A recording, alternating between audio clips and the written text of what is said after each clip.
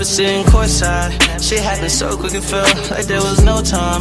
Body was programmed just to always be on go time. I think the clouds are on free. This ain't shit that all the homies can be. Running from the lights, slip and get up. Thinking about the bullshit, leading right up. Mama told me one day you run out of luck. Now I'm looking up, quick tail catching up. Born into that trench mind, niggas had no straight mind. Only thing we know is break a bitch and push that bread line. Head be filled with crazy shit like shorty, had my head tied like bitch. So now you ain't coming to me about no bedtime. Ain't no keep it real, I really feel like the pressure is really on me. I know pressure is a bitch, but I don't let feelings control me. I know I've been getting cold and my niggas was flaking on me. So I had to bet some bitches at some parties. But don't blame me for it, don't blame me for it. I'm too cheap for it. Just watch me going, no brakes. Just keep top speed flowing. Bless me, test me, line me up, I know that I'm the next thing.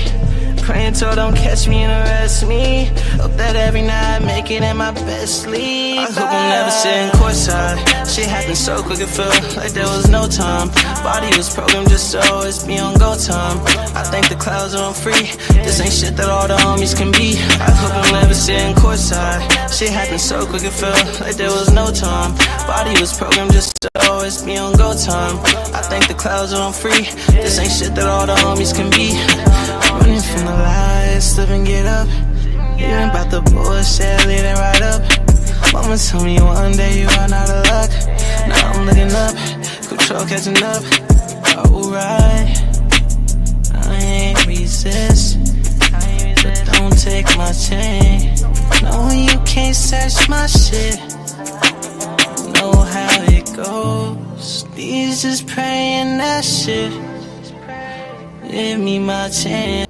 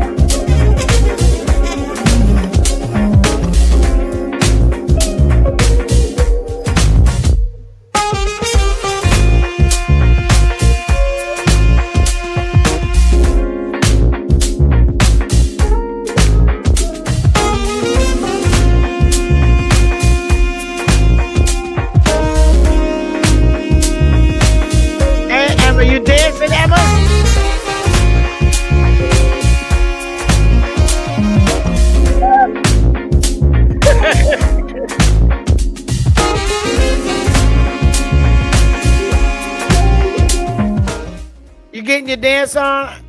Oh yeah, EJ.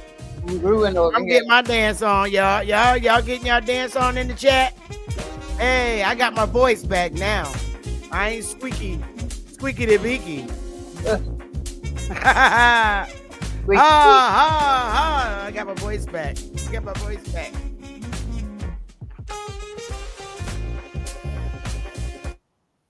Hey, everybody. Hey, y'all. Oh, shout out to everybody in the chat. Hey, EJ. Everybody in the chat. Everybody watching. I love y'all. To the moon and back. Yep. Hey, Straight Smoke, William Robinson, Most Hated, Lou, Carlos, EJ. I see you in there too. Freedom Moon, Rodney, everybody all up in here. We all up in here. My Lisa. Original Intellect, Sammy, everybody watching. Shout out to everybody watching. And in case you haven't noticed, I got my voice back. Yeah, I got my voice back because I know when I called you a couple of nights, I was just sounding horrible, right? EJ? Yeah. Hey, Focus Mind. What happens with me is I'm hard-headed. It's my fault. Now, granted, every year bronchitis, that's just like so hereditary in my family. But in this particular situation, it's me. I eat foods that I'm not supposed to eat. I'm not supposed to eat a lot of acidy foods because of acid reflux. And when that happens, when I get hard-headed, I mean, I get really hard headed and I start eating things that I've loved all my life to eat.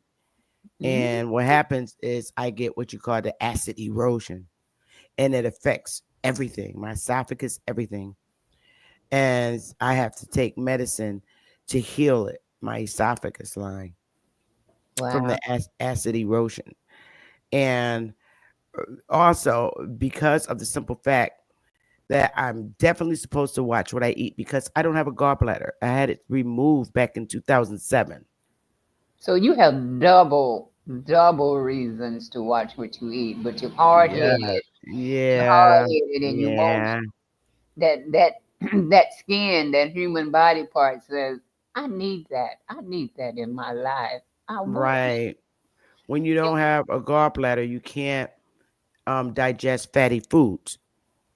I mean, a lot of fatty foods you can't digest. So what happens? It ends up, it just, oh, it's just awful. Mm. And I know I'm supposed not supposed to be eating fatty foods, which is why I lost a lot of weight. I lost like 20 pounds, What's a good and in addition to what I already lost.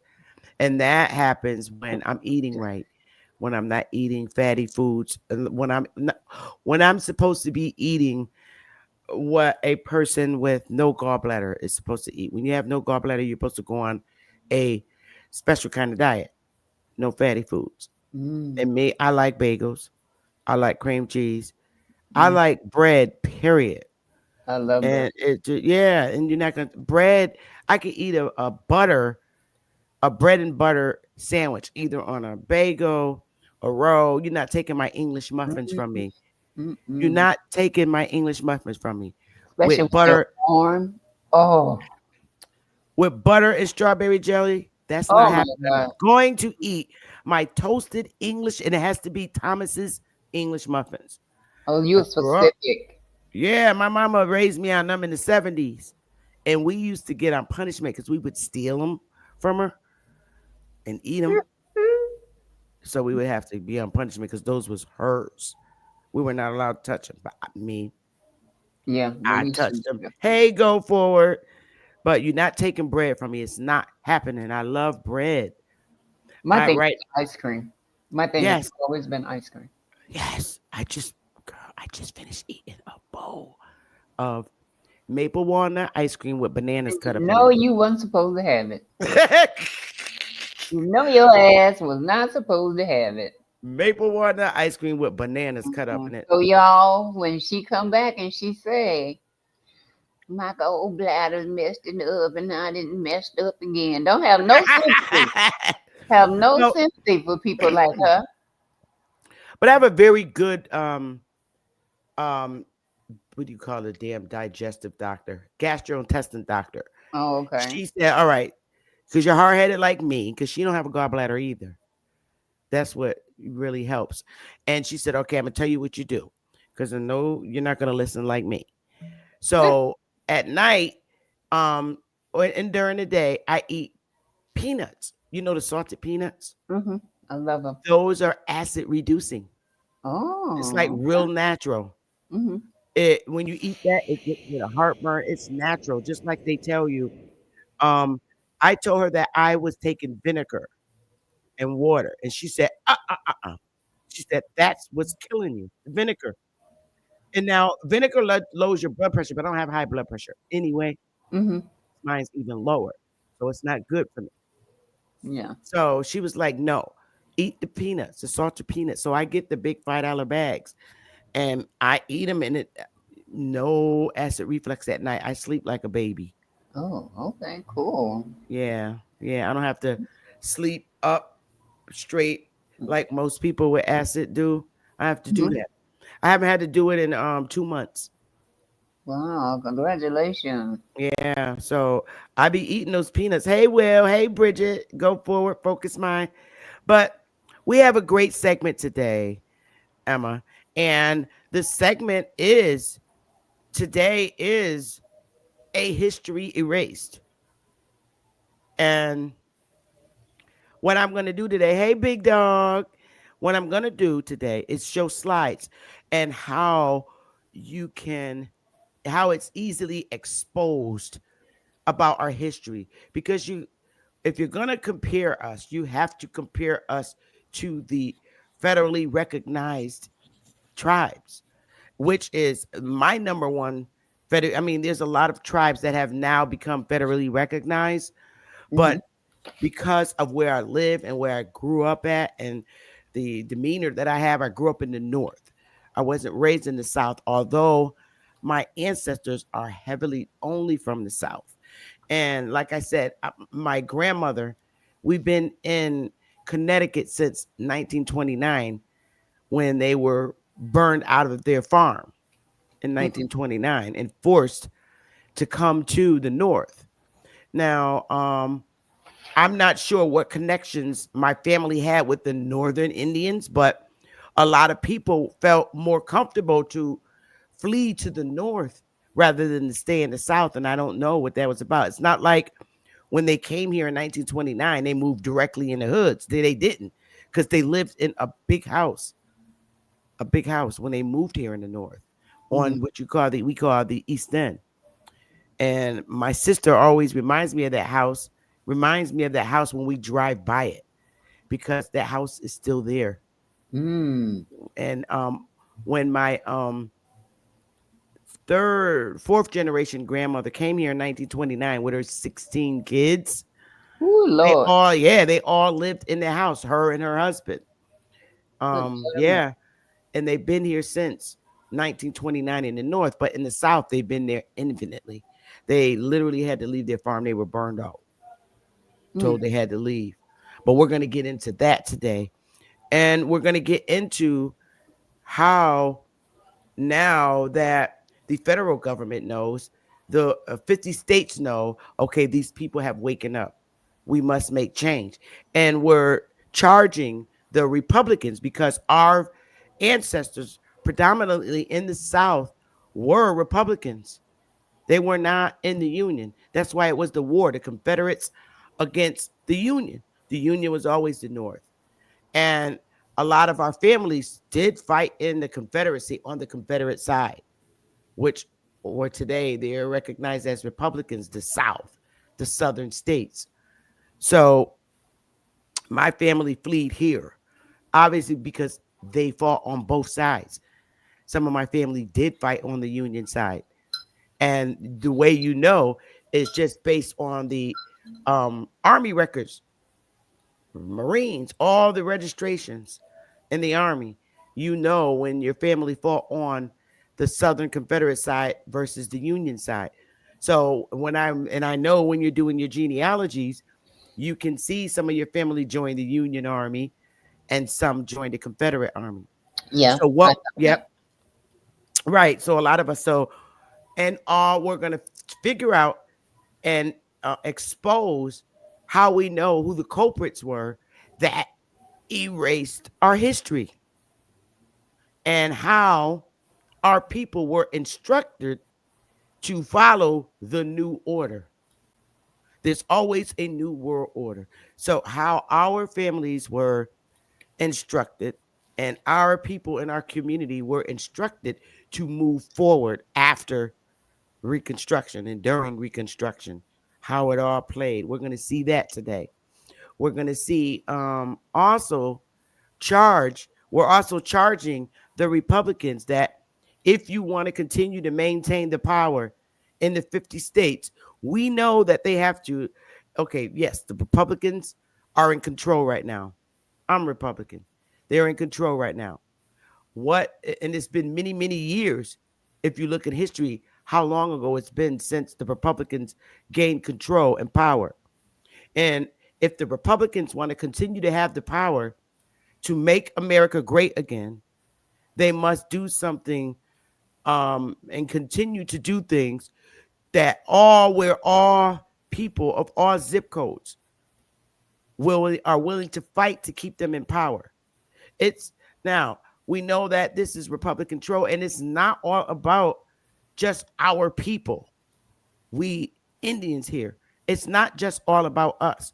When we're in their system, United States system, okay, it's about everybody. It's about all taxpayers. This ain't got nothing to do. with I'm muting you because I'm hearing a horn in the background. It's about all people from all zip codes, all people that are United States tax-paying citizens. That's what it's about. I don't give a damn about color. Now, there are people that don't like the system, that don't promote the system. I'm quite comfortable in it. And it's not that I'm comfortable in it because I'm a sellout, because I'm not. I wouldn't be teaching our history if I was. It's because choices in life, some are forced choices and some are not. I don't know. Everybody's upbringing is different. I'm not saying I'm perfect because I'm not. I have a lot of flaws and mistakes that and decisions that I've made in life. Okay. But I still am not going to knock a system that can work for everybody because it was designed to work for everybody. And yes, we've went through traumatizing things as a people. But to keep it a buck, in my time, when it came to working and finding a career and opportunity, it didn't affect me. Now, was I affected in different ways? Yes. I still to this day suffer discrimination. That's a known fact. And it's all about who's in control or who's over you. But at some point, people are going to die and it will get better. But it did not stop me from pursuing my promising career. I'm still working on my career. It didn't stop me from keeping myself employed to raise my family. Yes, along the way, did I have trials and tribulations and horrible experiences with people of European descent? Yes, all my life. I still do, and we all do. And it's unfortunately that it's an ugly thing. But if what we have to cope with that are our mechanism, coping mechanisms. Everybody has coping mechanisms, some don't. Coping mechanisms can be religion, which helps you get through the week from work. That's why everybody go every Sunday for reassurance and things of that nature. If you're a religious person, it helps you, it motivates you to withstand the racism that you're put forth. I am not a Christian, okay? I used to be, but I grew up and began to understand different things about the Christian church, and it never resonated with me. But I just did it because, my family. But I got out when I became a woman. I decided to venture off and try and find my coping mechanisms. And to date, at this age, like I tell everybody, I'm studying Buddhism because nobody's praying to Buddha. Or whatever. I'm studying it and I actually like it. I do because it's not forcing me to go in anybody's congregation and sit in there and their audience. It's not pressuring me to do that. But what it does do is teach me. Can you hear me okay? Yeah. I was getting ready to ask you a question. I was going to ask you what sect of Buddhism are you interested in or participating in? If you hold on, my headphones got tangled up. Hang on, give me a minute, you guys. Hold the audience for me. I'll be right back. My headphones are all tangled up. Hang Okay. on. Okay. I hope everyone is doing well. I hope you guys are not stuck in any bad weather, snows, and all that kind of mess going on around the country. Where I am in California, we are sunny and bright today. We have a temperature of 71. Yes, 71. Yesterday was like 76. I enjoyed myself yesterday. Yes, I did. Yes, I did. It's going to be a great day today as well. Plan to get out and go walking and get a little sunshine.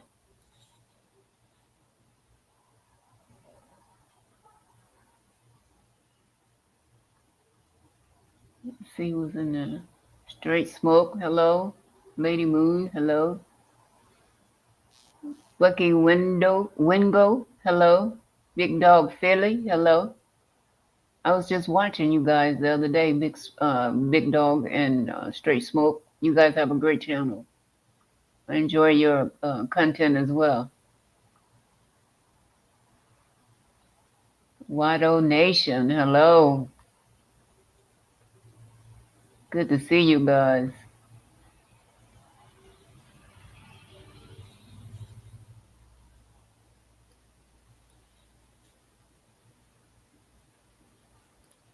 Okay, this is a lot better. Okay, good job. Oh man, I had to take that thing off. It got hot in here.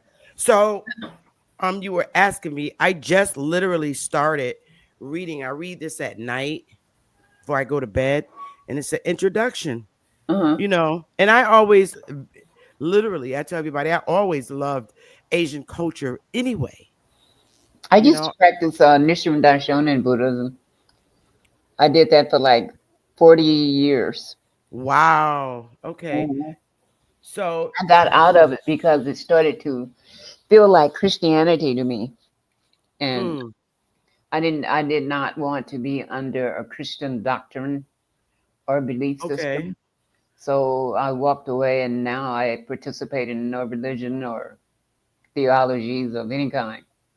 Well, no, and that's automatically respected by me. I don't knock anybody for what they practice, but Mm-mm. I had to, as an adult, determine what I wanted to read up on.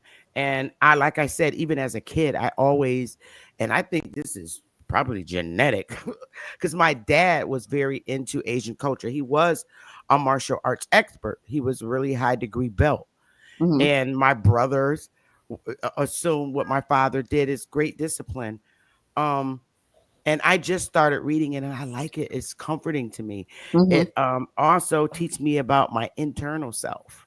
Oh yeah, And it it, teaches you yeah, a lot about your internal self. yeah, I and can't even begin to tell you about how it strengthened me because coming from Texas and going through what I went through as a mm-hmm, child, I had so many issues and hangups that it was a lot. It was a lot and it was devastating. So when I started to practice Buddhism, I started to dig within and mm, start to let go of all of it. Well, not I won't say. Well, you have some lingering shit, but I would like to say like 95% of that shit is now gone because I learned to cope with it.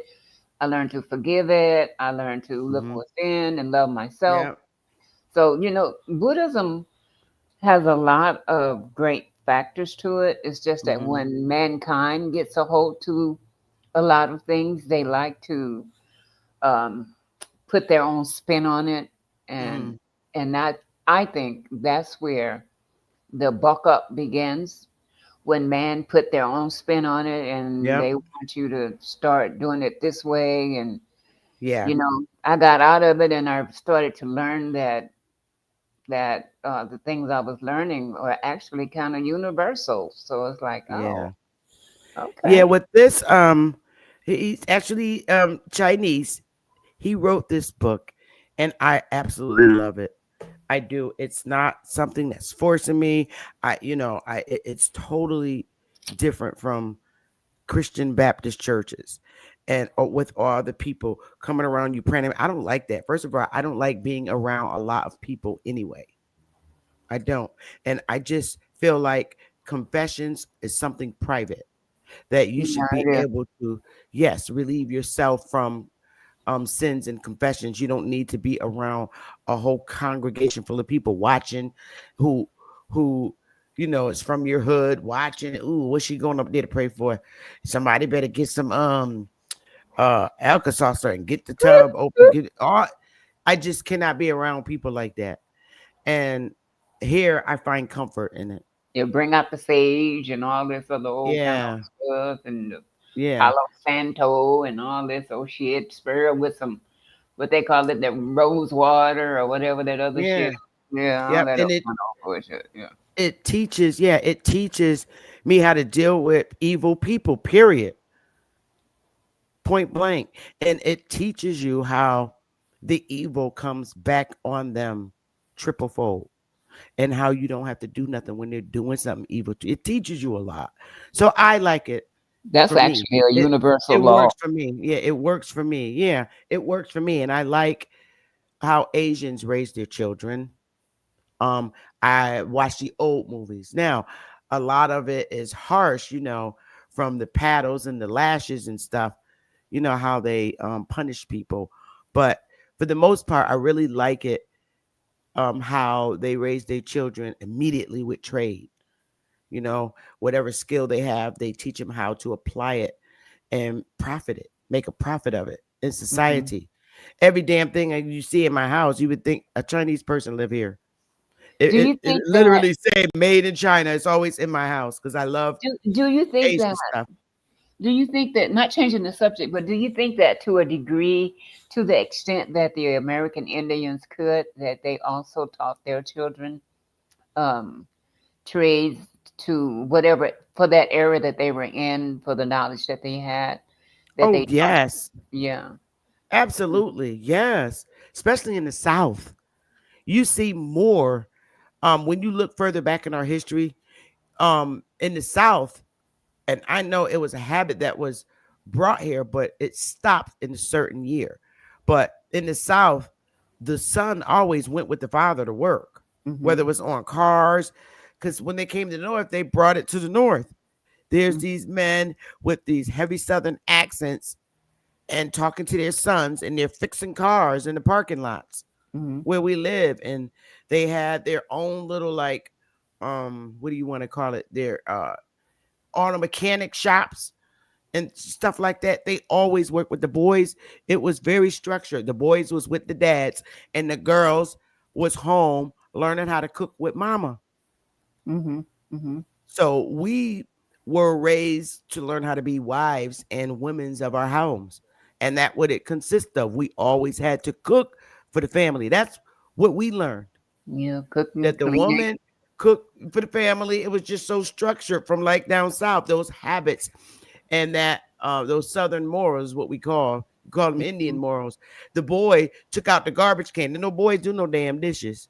Nope, they took the garbage can out and they Not in mopped my the house. floors. My mama had everybody doing dishes. Oh, okay. Well, Trying to see, in my clean. home, the boys didn't do dishes. We did. And me and my sister, because we were loaded, this is where the boys outnumbered us.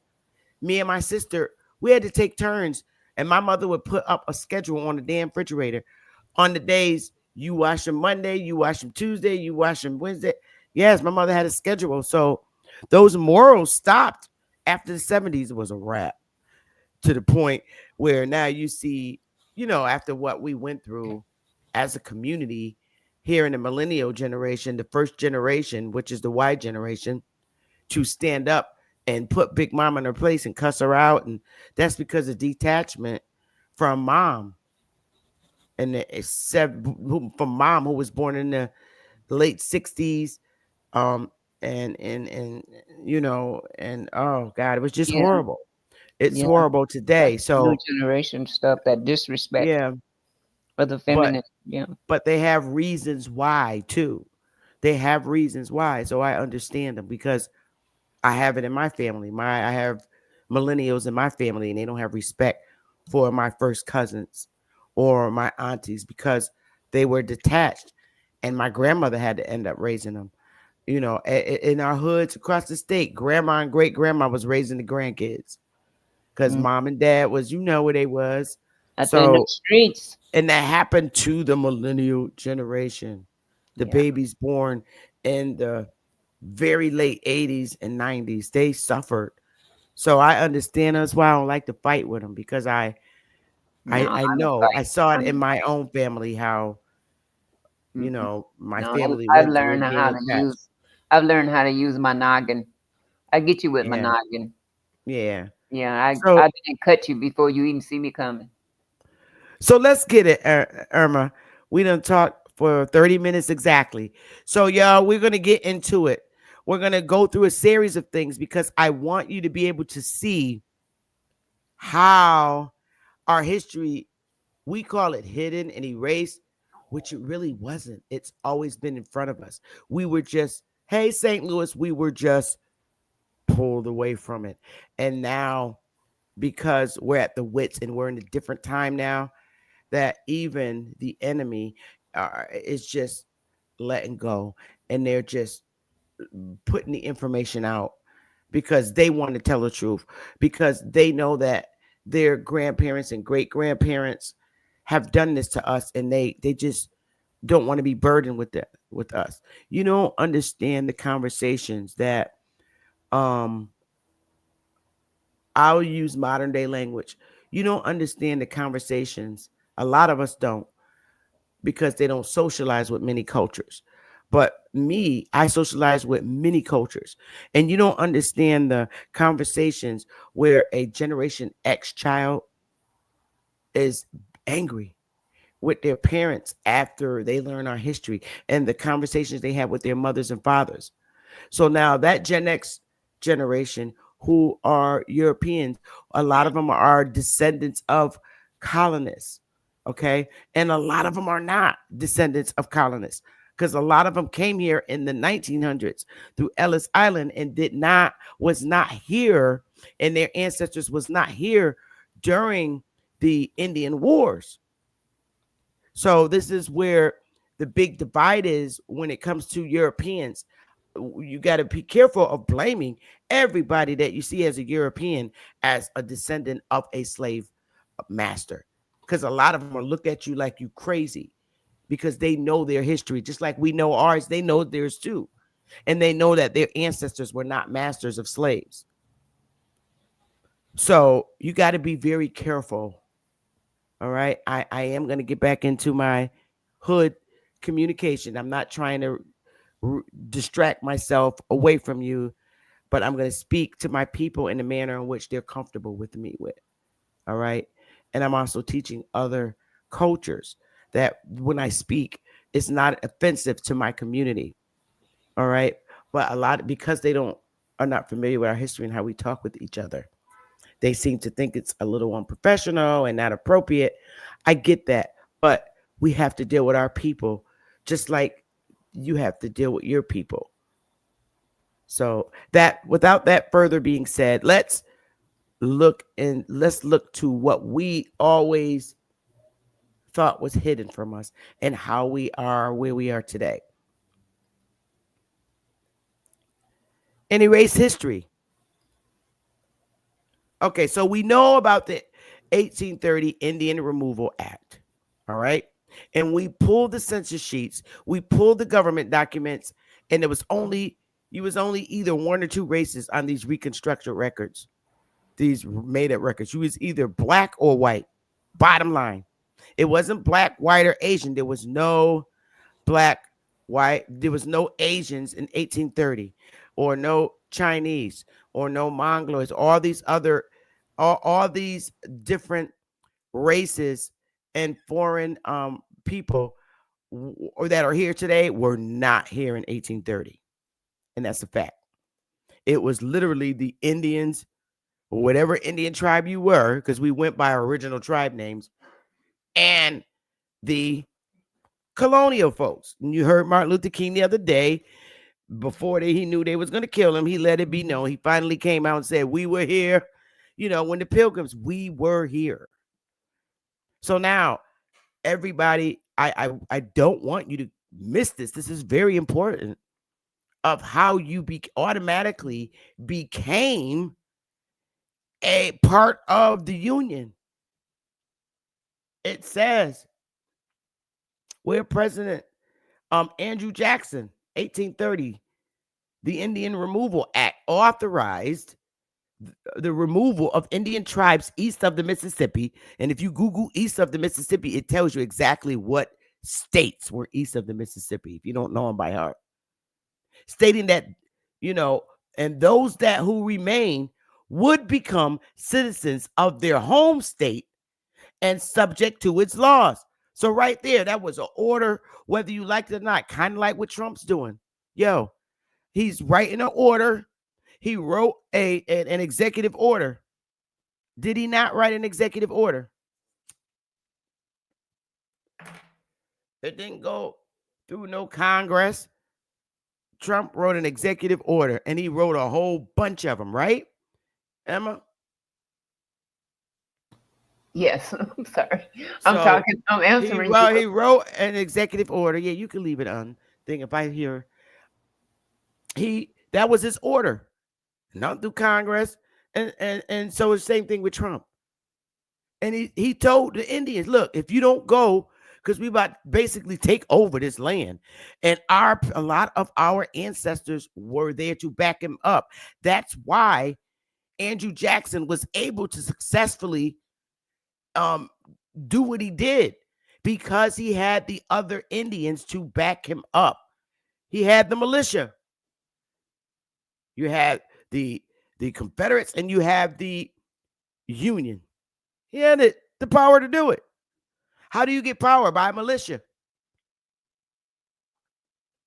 The act stipulated that Indians who agreed to relocate would receive land in the West, while those who chose to remain in the East would become citizens of their respective states and subject to the state laws.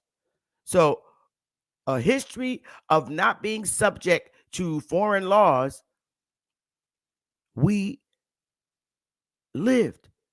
And now here comes a new system telling you, yo, all right, you don't want to go to Oklahoma where you could be your own government and blah, blah, blah, blah, blah. Fine. If you're going to stay here, you're going to be a citizen. You're just going to become a citizen of that state. And you're going to be subject to that state's laws. Subject. That means that state has jurisdiction over you. Jurisdiction means power to regulate what you can and cannot do. You have to abide by the laws that state make.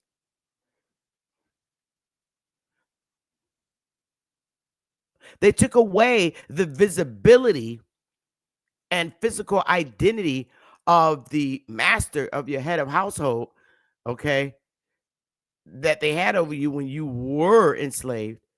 And the state leaders became those whose laws you were subject to. Not no one person. It's called Congress. In your home state, it's called governor, mayors, legislators, and judicial systems. 3 branches of government. They have jurisdiction over you. If you live in the municipality that you live in, the mayor has jurisdiction or the town over you because they make town ordinances.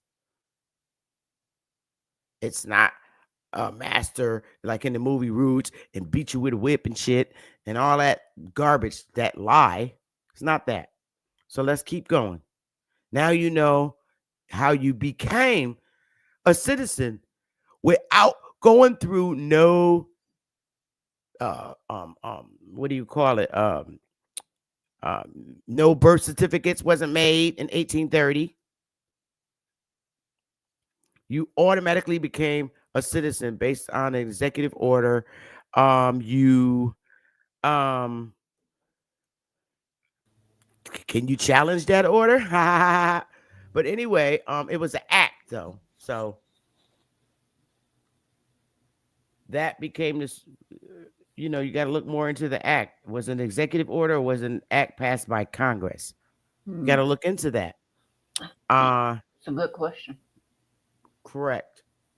So Jackson believed that the removal policy was beneficial to the Indians as it would protect them from the encroachment of white settlers and allow them to govern themselves in peace. That's what he said. That's what his thought was. And Barron versus Baltimore in 1833, the case of Barron versus Baltimore, the Supreme Court of the United States held that the Bill of Rights did not apply to the state governments. Huh. Isn't that interesting? The Bill of Rights did not apply to the state government. Such protections were instead provided by the state constitutions of each state. So are they saying that they are excluded from the rules that they themselves drew up? If you look and read this case, and this was right after the Indian Removal Act. And the 1833 case of Barron versus Baltimore, read this. The Supreme Court of the United States held that the Bill of Rights did not apply to state governments. That's not playing fair at all. That's Motherfucker. crazy, right? Motherfucker. Such protections by the Constitution instead were provided by the constitutions of each state. So I was wondering, I was thinking fast. I was like, okay, if it didn't apply, the Bill of Rights didn't apply to the state, the rights that's in the Constitution, the U.S. Constitution. What each state had its own constitution because that's how you were able to become a state. You had to have the three branches of governments, and you had to be admitted. You had to go through the admissions process, which is the admissions clause. Now, I'm wondering, this is why it makes sense to me why the Indians that lived, stayed, and remained in their homes and didn't go east of the Mississippi River or west or whatever, why the protections was effed up for our ancestors, because the states was real evil to the Indians. They wanted their land in the individual states, so they didn't have the protections, which is why you saw the hanging of Indians and shit like that. That's the treaties were broken. Everything was broken. Everything they said, they went back on. Well, the individual states, not the federal. I'm talking about the individual states. The protections as a whole. As a whole. Oh, okay. Well, within the individual states, now I'm seeing why there was such horrible things going on, because the states, even today, the individual states are evil when it comes to deciding cases, which is why it was so important to have the U.S. and Supreme Court justices to be able to appeal to at the federal level, because the state level has always been evil when it came to applying law to AKA the black people, the AKA Indian, all the identities they have for us.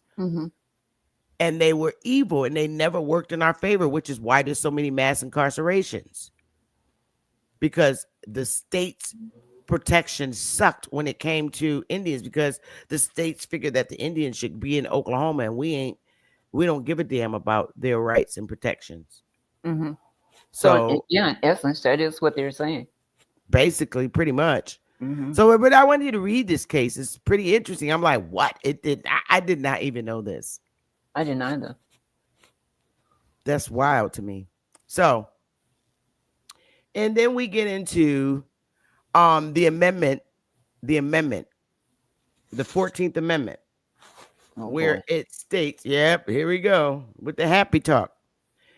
There was issues, and there had to be an amendment made.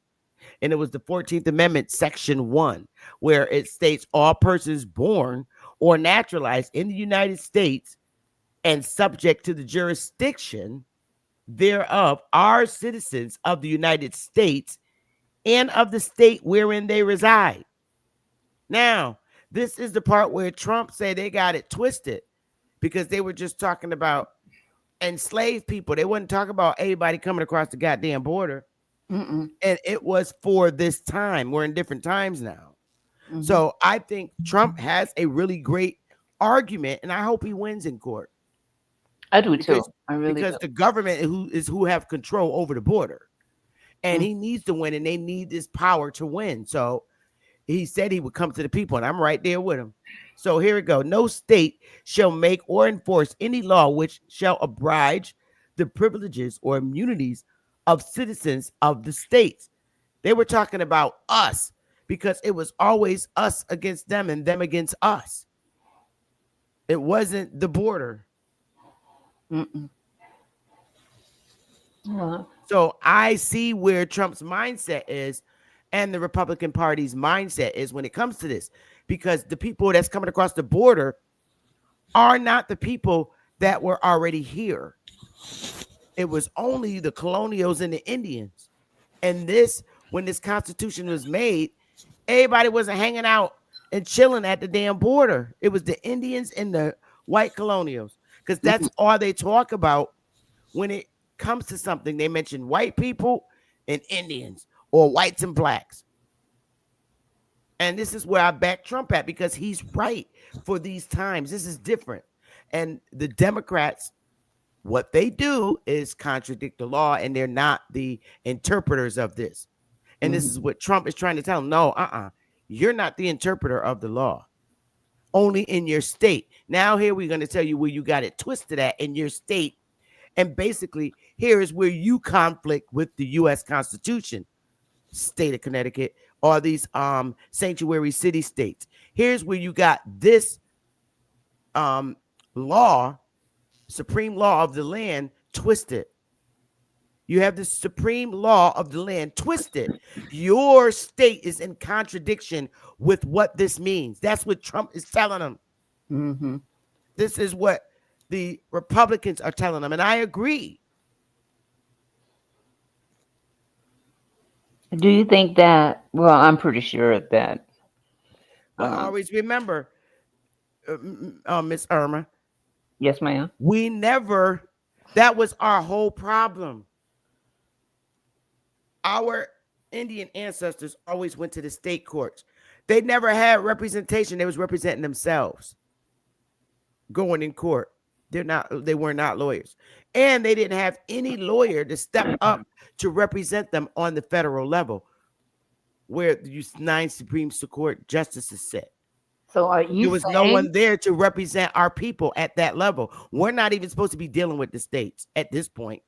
If the state's constitution is in conflict with the U.S. Constitution, that's where we're supposed to be, at the federal level. Because we have the federal level because of the ugly of the states. So we can have somewhere to go to get proper decisions made for us. We didn't have that. This is why we have amendments, because a lot of the amendments not only affected just us, it affect other people. This is why they have the amendments. But go ahead. You was going to ask something. I forgot what it was. Go ahead. Oh, I'm sorry. So let's move on. And then it goes into, see, you know what? I'm going to go back and read this because it needs to be read. Okay, so we got end of the state wherein reside. No state shall make or enforce any law which shall abridge the privileges or immunities of citizens of the United States. Nor shall any state deprive any person of life, liberty, or property without due process of law, nor deny to any person within its jurisdiction the equal protections of laws. And that's the issue that was going on with our ancestors, the Indians. We were denied the equal protection of laws. We didn't have the equal protection of laws in the states. They were cruel to us. That's where you get the saying white privilege steps in. Okay, we went through the Jim Crow. That was not equal protection. That was straight up humiliation.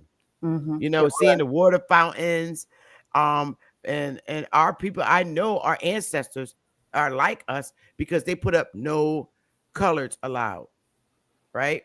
Whites only water fountains. So our people said, you know what, we're gonna do it too. No whites allowed. They put up no white signs. That's how we know we didn't have no punks. Because they said, okay, no whites.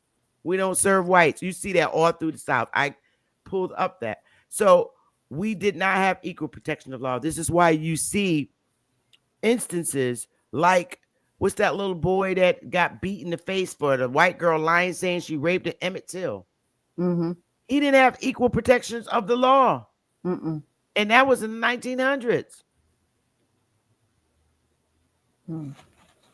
If we had equal protections of the law, we wouldn't have marches for civil rights.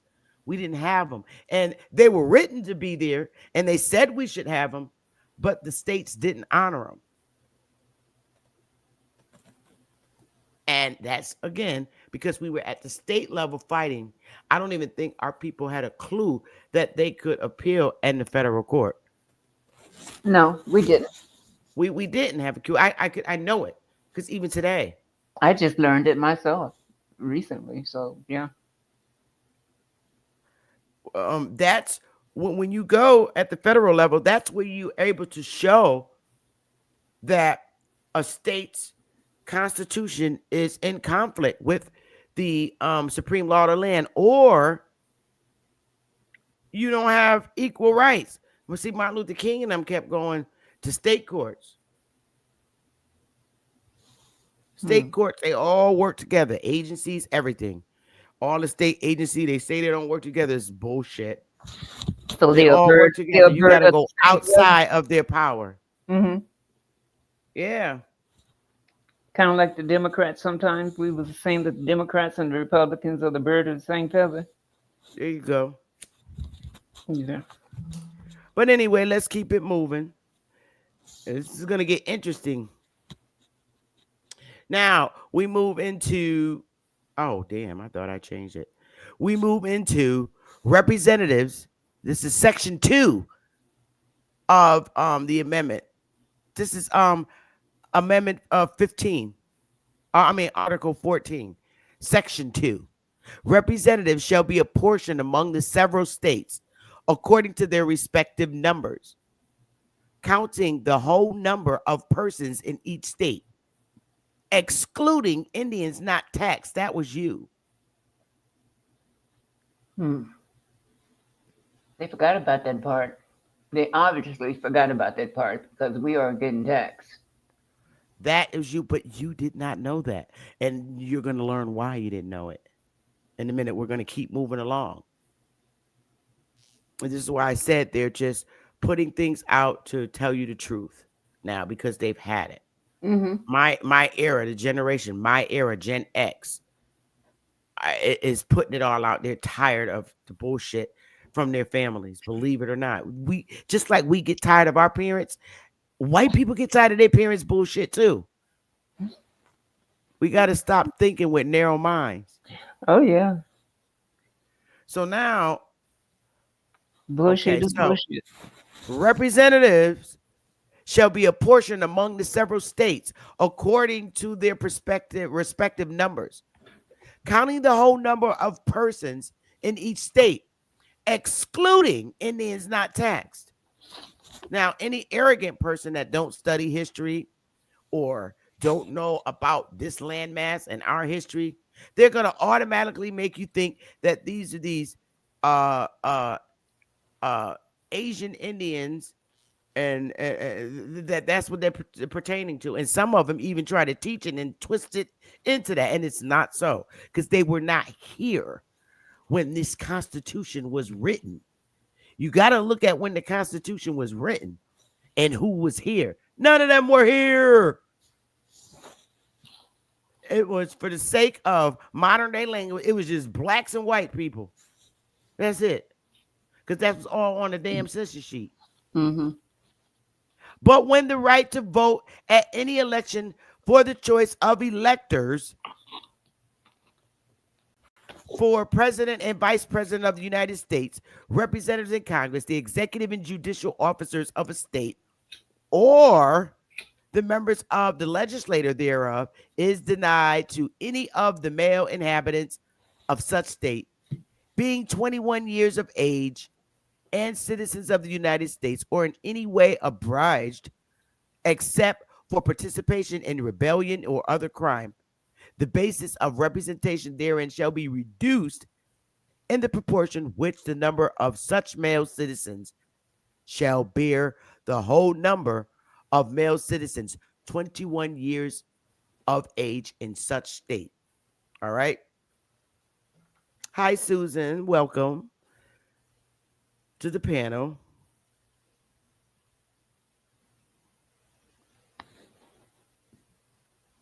Okay, so here we go. And now, the 14th Amendment to the United States Constitution, Civil Rights of 1868. This is 3 years after they dismantled the South and Reconstruction. We're in Reconstruction. This is after the Civil War. Civil War was in 1860-61. So on that note, in 1868, Congress passed June 13, 1866, and ratified July 9th, 1868, the 14th Amendment extended liberties and rights granted by the Bill of Rights to formerly enslaved people.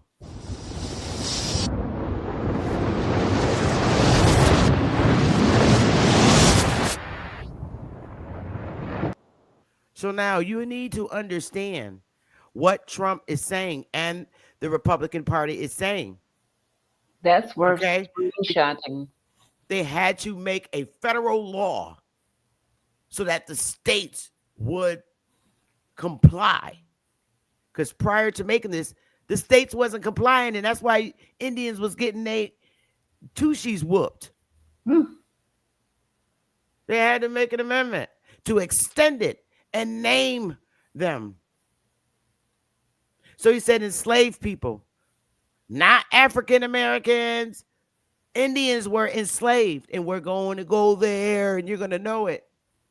You're going to see what they did on the sneak tip side. Let's get it. Sneaky little bastards.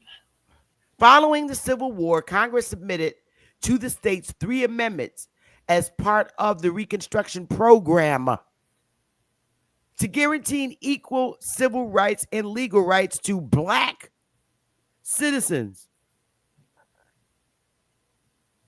A major provision of the 14th Amendment was to grant citizenship to all persons born or naturalized in the United States, thereby granting citizenship to formerly enslaved people. We just read that. I'm just bringing you where you need to be. Let's see. Now, the 14th Amendment to the United States is continued. Another equally important provision was the statement that nor shall any state deprive any person of life, liberty, or property without due process of law. We didn't have due process of law. No, we didn't. Nor deny to any person within its jurisdiction the equal protection of the laws. This is what we didn't have. That's why they had to make these amendments. The right to due process of law and equal protection of the law now applied to both the federal and state. Now. All right.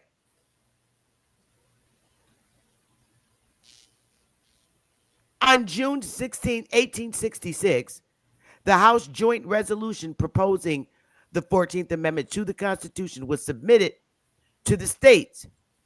On July 28, 1868, the 14th Amendment was declared, and a certificate of the Secretary of State ratified by the necessary 28 of the 37 states and became part of the supreme law of the land. See, it wasn't a part of the supreme law of the land.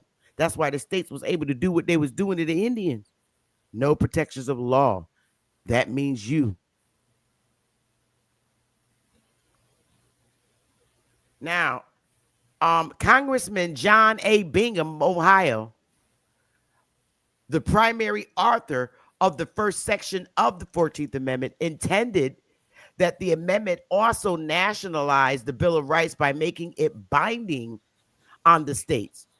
When introducing the amendment, Senator Jacob Howard of Michigan specifically stated that the privileges and immunities clause would extend to the states. The personal rights guaranteed and secured by the first 8 amendments. Historians disagree on how widely Bingham's and Howard's views were shared at the time in Congress or across the country in general. No one in Congress explicitly contradicted their view of the amendment, but only a few members said anything at all about its meaning on this issue. For many years, the Supreme Court ruled that the amendment did not extend the Bill of Rights to the state. So they had to really get something in there to make it stick. And we already read Barron versus Baltimore, so we don't need to do that again. Now, not only did the 14th Amendment fail to extend the Bill of Rights to the states, it also failed to protect the rights of Black citizens. A legacy of Reconstruction was the determined struggle of Black and white citizens to make the promise of the 14th Amendment a reality. Now, hello, Black and white citizens, how come all these other people that are at the border are not in this? Not everybody's a Black and not everybody's a white citizen at this time. Where are the other races? I need to know, where are the other races? EJ, is this Constitution talking about any other races of people? No, ma'am. Okay. Have you noticed that the Indians that remained, where the states have jurisdiction over them, where did they go? And why are they not mentioned in this right here? I read it. The Indians that remain in 1830. Where are those Indians that remain that Andrew Jackson spoke about? Will them? That's all I'm trying to ask. Not only did the 14th Amendment fail to extend the Bill of Rights to the states, it also failed to protect the rights of Black citizens. Yes, it did. A legacy of Reconstruction was the determined struggle of Black and white citizens. I'm going to ask you, where are those 1830 Indians that remained and became citizens of their state of residence? Ready?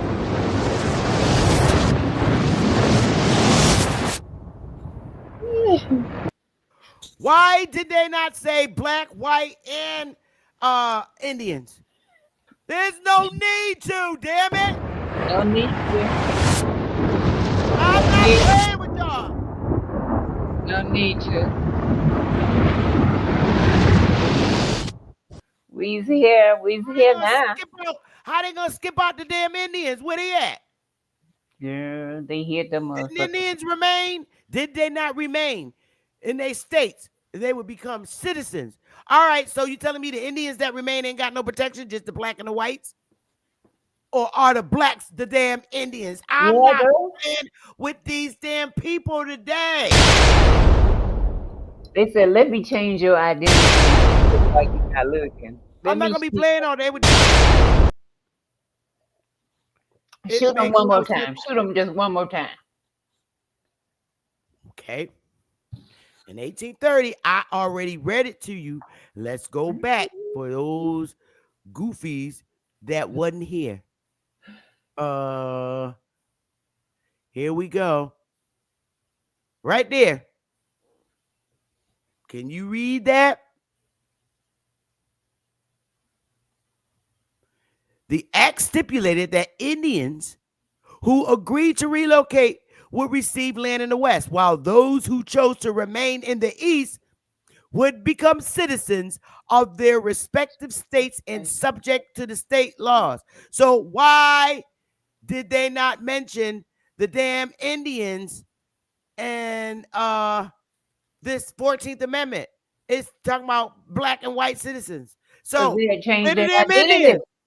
They changed their doggone identity. It's not hard to see. Black and Indian, Negro, color, all the same. This is law. You mean to tell me they purposely left out the Indian and they told that the state will have jurisdiction of you? So did this 14th Amendment apply to the Indians? Yeah. Or didn't they wanted you to think that they were all extinguished or they killed them off or Some other kind of bullshit. Were not the Indians enslaved? Oh, we gonna find this out. Let's keep going, y'all. Well, tell us about it, girlfriend. Girl. All right. Citizens petitioned and initiated court cases. Congress enacted legislation, and the executive branch attempted to enforce measures that would guard all citizens' rights. While these citizens did not succeed in empowering the 14th Amendment during Reconstruction, they effectively articulated arguments and offered dissenting opinions that would be the basis for change in the 20th century, which is the 1900s. And I'm telling you, it's leading up. This is why you see Martin Luther King and marching, protest, but under the Negro, because then they became Negroes.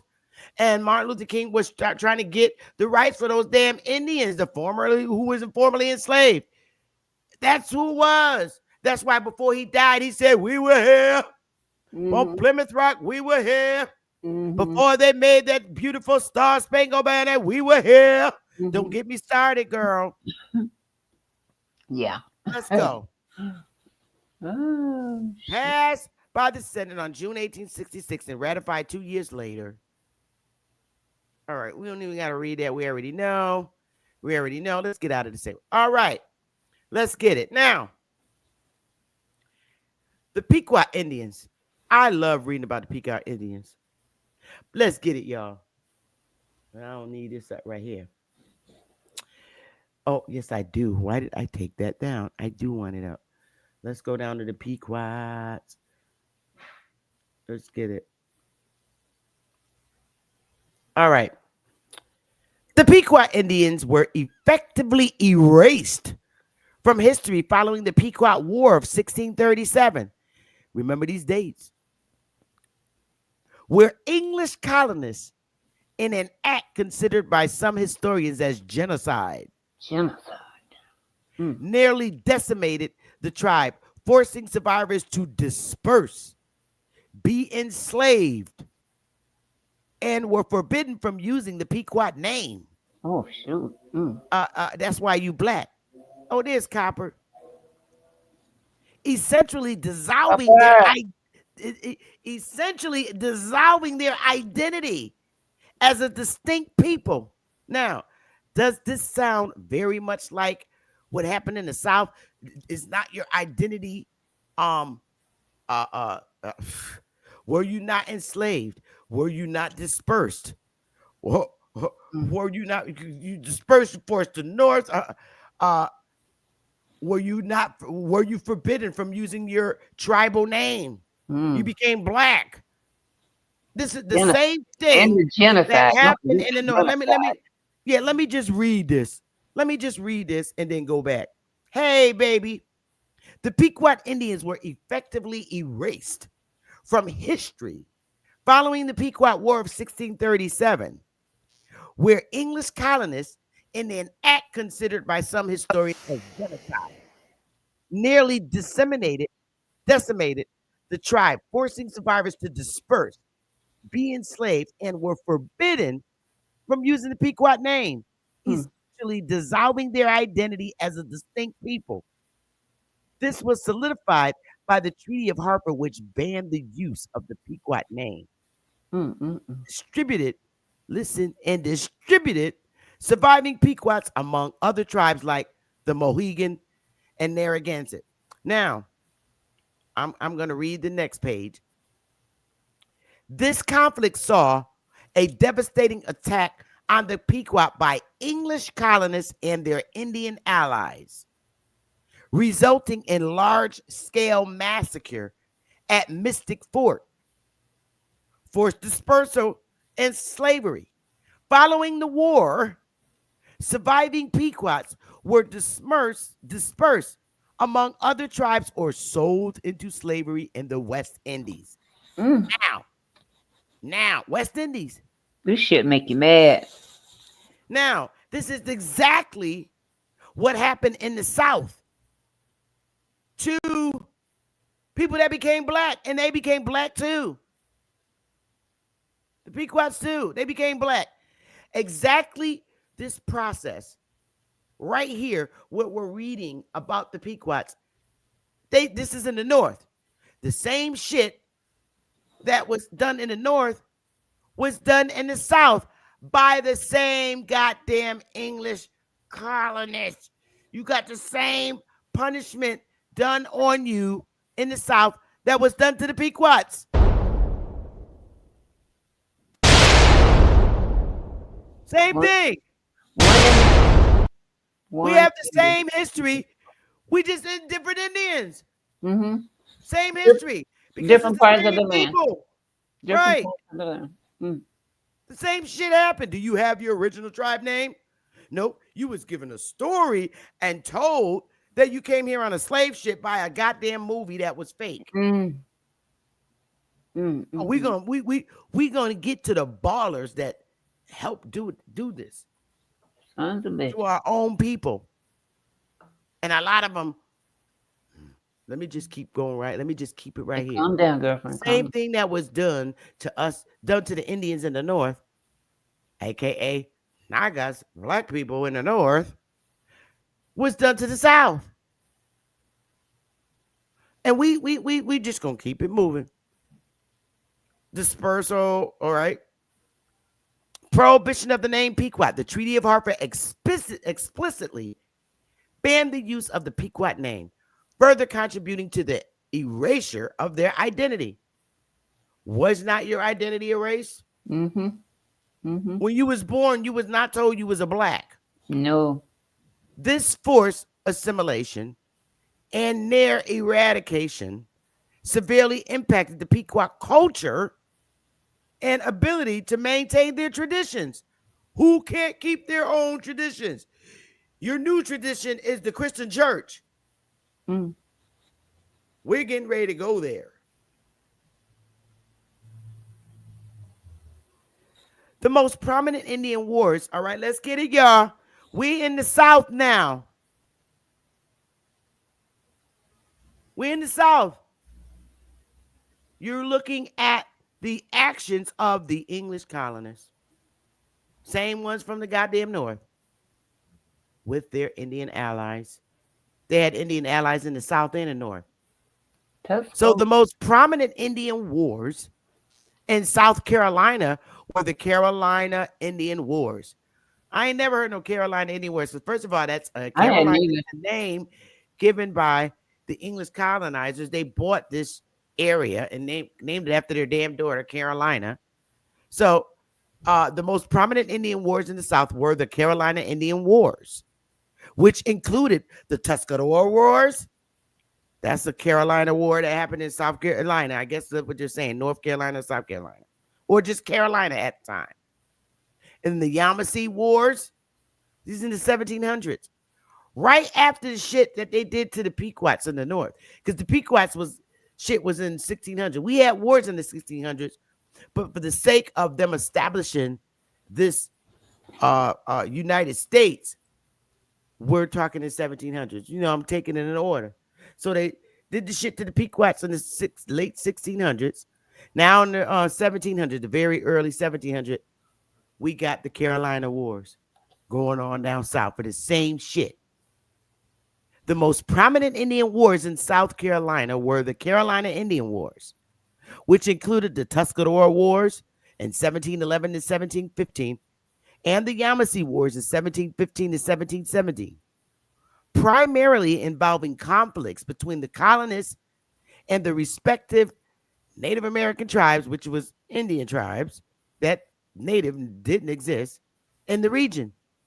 During the French and Indian War, not French and Native American War, French and Indian War was what it was called, also known as the Cherokee War in the Carolinas. There were significant conflicts with the Cherokee tribe as well. You're seeing your old names. Now, I can't begin to tell you. Now, I read everything that happened to the Pequots. And you can look at your history, and it's a damn duplicate to what happened to the Pequots in the North. Same shit. different area of the land where the colonizers did they shit. Now, these are Pequot Indians. They consist of a lot of mulattoes, because my family is a lot of mulattoes. This man on the far left with his gorgeous ass, I'm telling y'all, he fine as hell. I don't care if nobody, all right, Willie, come up and choke me, fine. But I got to keep the truth. His ass is fine, and he got a beautiful ass body, and he better keep the marriage ring on. That's all I'm just saying. But that is the chief of Foxwoods. And these are Pequot Indians, mulattoes. Some of them have a lot of their European features. But these are the Pequot Indians, baby. So how the hell you gonna have Pequots, right? Look like this, and then all down south is folks that look like me. You not gonna have a Pequot and not have me. All I'm saying is you're looking at your history.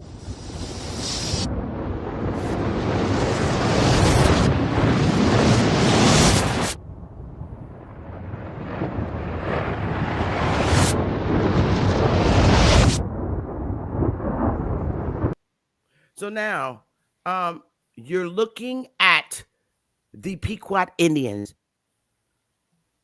It was a lot of them, and they were fierce as hell. It took a bunch of tribes to consolidate to take these Pequots down. Because in the North, I'm using modern day language. It's a bunch of niggas, and it still is. Up this way. They was fighting for there. They had like 3 or 4 tribes, including colonists, to take down the Pequots. They needed that shit to take them niggas down. Go ahead with your bad self, Pequot. Yeah, they was fierce. That's why it was a bunch of niggas here. We need that same fierceness today. Beautiful. And it's a mixture. They're mulattoes. That's what I'm saying. They Pequots. I don't care if they do look kind of white. They're Pequots. Some of them look kind of dark. Some of them got some. All of them do in here. The majority of them are dark, melanated, copper tone Indians. And we have some that have more of their European features. Mm-hmm. But don't call them white. Some of them get very offensive. Serious. You're going to call them a Pequot, and that's it. You're not going to disrespect a Pequot. You're not. They don't have it. I'm Pequot. Don't call me no this, and don't call me no that. I'm a Pequot. And they're a lovely professional group of beings. They're not these arrogant, wild, uneducated people. They are people of love. They really are. They're not in all this bullshit that goes on in YouTube. They're not like that. They are a loved people, and they do really great things for the communities, for the poor, for the sick, everything. If you read up on them, it shows you they're about helping communities. That's why I raise my hand and give praise to them, because they're awesome. They're freaking awesome at all levels. Truly are beautiful people. But that's that chief, boy. I'm telling you. Yeah, he got a ring on. He better keep it on. When did he come out in the public? He used to be actually a football player for UConn. I remember Rodney when he was a football player at UConn. Yep, that's how far back I know Rodney Butler. That's his name, but he's chief, and I respect him as chief. Okay. We both went to UConn. Yep, I went to UConn. He was a UConn football player. So let's get it. All right. So you see the Pequots. You read the history. I read you the history about them. I think if our people would separate themselves from dealing with Pan-Africans, they'll be all right. They're there to distract you, and a lot of them are bitter and anger and ashamed because sometimes you could promote a history of being somebody who you're not. And the more they reach out to Africa, the more they see, yo, bro, we ain't the same. They're not accepted. And if they are, it's because that African think you got some damn money to give them and help them. So I'm being who I am, not who they're going to tell me I am. I don't know about you. Me too. Let's get it, girl. So we read about, so who were the so-called Carolina Indians? There's more, but just to name a few. The Carolina Indian refers to the collective group of American Indian tribes that historically inhabited the region of the Carolinas, including the Catawba, Santee, Occaneechi, Meherrin, Lumbee, Waccamaw, Sioux, and Hollywood Saponi, among others, depending on the specific area within the Carolinas. These were the original names, not blacks. These were the original names. Go ahead, baby. Love you too.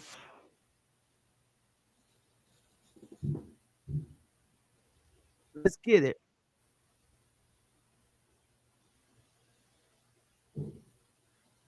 Now, diverse tribes, several distinct tribes lived in the Carolina region, each with their own language and culture. And it's that same way today. A lot of people that's in South Carolina, even though they used to be together, the Carolinas, a lot of people in South Carolina don't do the same shit as the way as people in North Carolina. Even their accents are slightly different.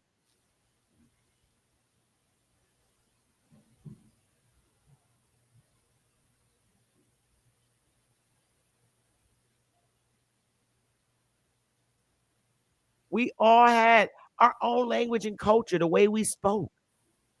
Now, I could have been here all my life in the North, which I have. I can go down South and have a whole conversation with somebody in Mississippi and understand them clearly. Mm-hmm. But my white colleagues are lost when we're speaking.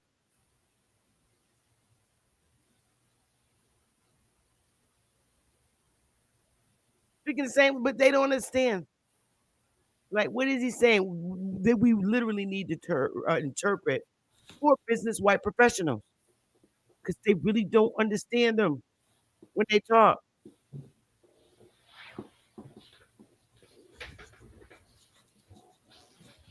Some of the most well-known Carolina Indians include the Catawba, primarily in South Carolina, Lumbee, the largest tribe in North Carolina. Catawba Indians and Lumbee are totally different people. They act different. They don't act the same. Their culture. They're culturally not the same. Just like Northern Indians and Southern Indians are culturally not the same. The Indians and Aboriginals of the land, but they're two different types of Indians and they do things different. The North does things very different from the South. They have, even before the colonizers came. Like other American Indian groups, the Carolina Indians faced significant population decline due to disease and conflict with European settlers who colonized the region. Still just talking about the colonizers. Now they're talking about the colonizers and the Indians. All right? Later, these people became black people. If they were in a state and they became citizens of their state of residence, that's where the problem ended.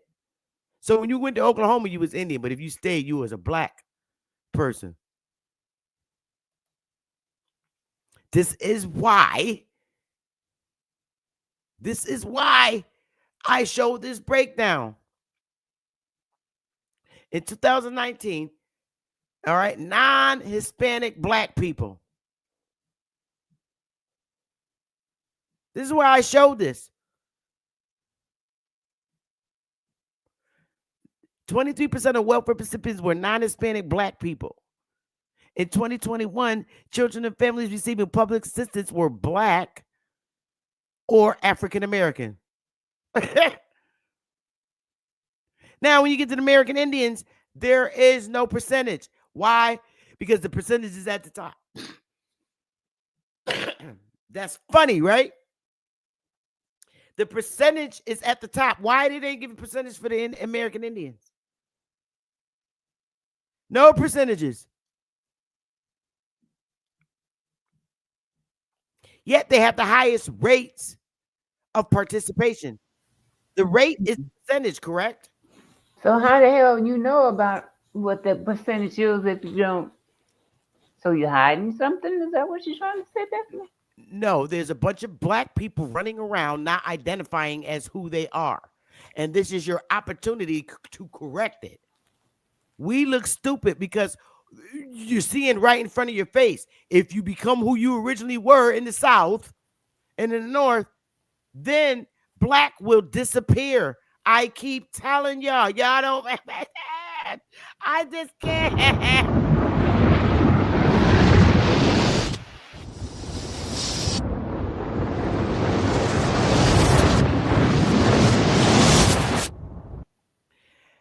EJ, this looks really stupid to me. Mm-hmm. When you become educated, you're like, damn, something's missing. Mm-hmm. Well, if we became who we are, the American Indians, there ain't gonna be no blacks. No. They would disappear. Gone. Poosh. So you're black because you want to be, not because you want to be. That's why you gotta correct it. Because my mama told me I was black. Because my dad told me I was black. I'm going to stick by being black. My grandma. That's why it look crazy. Mm-hmm. I've been black all my life. I don't went through this. That's why there's no percentage there. When you identify who you are, then they'll be able to put the percentage there. They're doing what you tell them to do. People will argue, but people you telling them you black, they say, okay, we'll put 23% there. Mm-hmm. Mm-hmm. You too good to be called Indian? I'm not. Hell yeah, I like that. I think being called American Indian is sexy. Yeah. You gone, your sexy Indian girl. Yeah, I like it too. Yeah. Especially once you start to learn about it. Yeah. It becomes food to the soul. Prior to becoming, all right, American, you got the definition of American right there, Aborigines or copper color races found here by the Europeans. So if your ass was found here by the Europeans, how was a European going to become the fucking Indian? Oh, shit. Don't play with me. Tell me then. Tell me, girl. So y'all got to stop playing around with history and letting them. Now, then you got the copper color races when they got here. European colonists got here. Then you got the Aboriginals, copper color races or Aboriginals. Now, they done became part of the system and took off their damn feathers and put on suits. Mm-mm. Digger the Pequots. Mm-hmm. 1960. And the night, okay, the Pequots and mulattoes, that's all they are is mulattoes. Mulatto means mixed race. Mm-hmm. And the one that looks more white is going to be the Indian. Because the racist colonizers didn't want to deal with copper color people. They could stomach and tolerate dealing and working and doing business and making plans with people that look like them. So if you're a quadroon or octoroon, all right, we'll deal with you. You're the Indian. We're not dealing with them darkies. Bless their heart. So now we don't went. We got mulattoes, all right. Then you got Negroes in the 1960s, and before that, the 1950s, the 1940s, 50s. You was coloreds, 40s coloreds, all this shit. Coloreds. I never liked that word. 1872, coloreds. If you look in the newspaper in South Carolina, the predominantly Indian, aka colored representatives were predominantly colored. That was in 1872. That's why I said them damn Indians that stayed, they took off the damn feathers and put on business suits to be presented more professionally. They wasn't walking in there with their Indian headdresses on. Remember we went to DC, and I when I walked in the courtroom, right, the guard, they said, "Oh, ma'am, you have to take off your hat." I said, "I'm not removing nothing." And he just let me by. I said, "I'm not taking my hat off. You take it off me." Oh. And I walked right in there to file our lawsuit. I was not asked my tribe members that was with me. I said, "I'm not taking off my headdress." No. Why I got to take it off? You can't walk up in the court like that. I said, "Why not? Where's the rule that said I got to remove my feathers from my head?" I went right in there and filed my damn lawsuit. And they was so nice to me at the counter. Girl, I'm not even going to go back there. So then in 71, you got Don Cornelius with the Afro-Americans. Now we not none of that shit. We Afro-Americans. And then in the 70s with James Brown with his Muskegee Creek ass talking about being blacks and saying I'm black and I'm proud. Say it loud. And then you got Messy Jesse with his Cherokee ass poppy eyes standing with brada, brada, brada. Ain't got shit to do. Features different. Just because we say we brown don't mean we same people. Tell me, what the hell was that? 1988 talking about African American. Get your little poppy eye. That's why he's here and can't remember shit. And he's Cherokee, of Cherokee descent. Yeah. He sold out. He sold out a long time ago. He ain't come with no slave shit proof or nothing. Get your ass out of there. And by the way, ain't nobody birth certificate say African American. So here we go with how pretty much like their plan, their whole plan. When they came with the Bible, it was an instruction and a book given to I'll use modern day language, black leaders on how shit was going to be run and what's going to go down and how it's going to go down. In their little book, it tells you there is no remembrance in Ecclesiastes 1:11. There is no remembrance of the former things. Neither shall there be any remembrance of things that are to come with those that shall come after. So every generation you go down, they don't remember shit of your history has been erased successfully by this book, by the instruction of this book, because this is how things are going to go. And nothing's going to be the same in the past. It's telling you this, the way shit was done in the past, you're not going to remember it. So now all these little brown little kids running around in the hoods don't remember that they the damn Indians. There will be, and this is instruction given to them. Yep. There is no remembrance of former things. Neither shall there be any remembrance of things that are to come with those that shall come after. So a lot of generations after us, they don't know shit about them being Indians. Over here, they got the little slave shit story. So it's up to us, Gender X, while we're wise to correct it. It's their instruction book. Let's keep going. I'm not playing with these damn fools today. Scattering. Now, I find it so interesting because we have brothers that joined all these religions and they're saying that they're the Hebrew Israelites. Okay. The Israelites have been scattered throughout the world since the 8th century BCE and into the present day. The 8th century is the period from 701, represented by the Roman numerals DCCI, through 800 DCCC, in accordance with the Julian calendar and the historiography of Europe. The phrase of the long 8th century is sometimes used to refer to the period of, circa AD 660 to 820. Wait, so I'm like, wait a minute. If you put a 1 a 1 in front of both of those numbers, look what years it give you. Ooh. Pequot 16. Wars and Yeah. upcoming the Reconstruction and the a War of 1812. Ha ha! Damn. I don't play with numbers. That Mm. when they began, 60. This is when they began scattering. They talked about the disbursement of the Indians and every damn thing, and then the Indian Removal Act, all that scattering. We wasn't calling ourselves no damn Israelites. No. But you're learning. Mm. That's just something to think about. Yeah. All I did was put a 1 in front of both of those numbers, like that black dude told me to do on Facebook.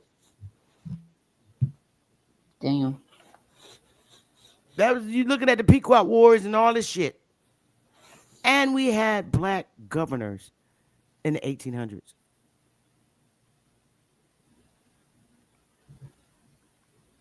Mm.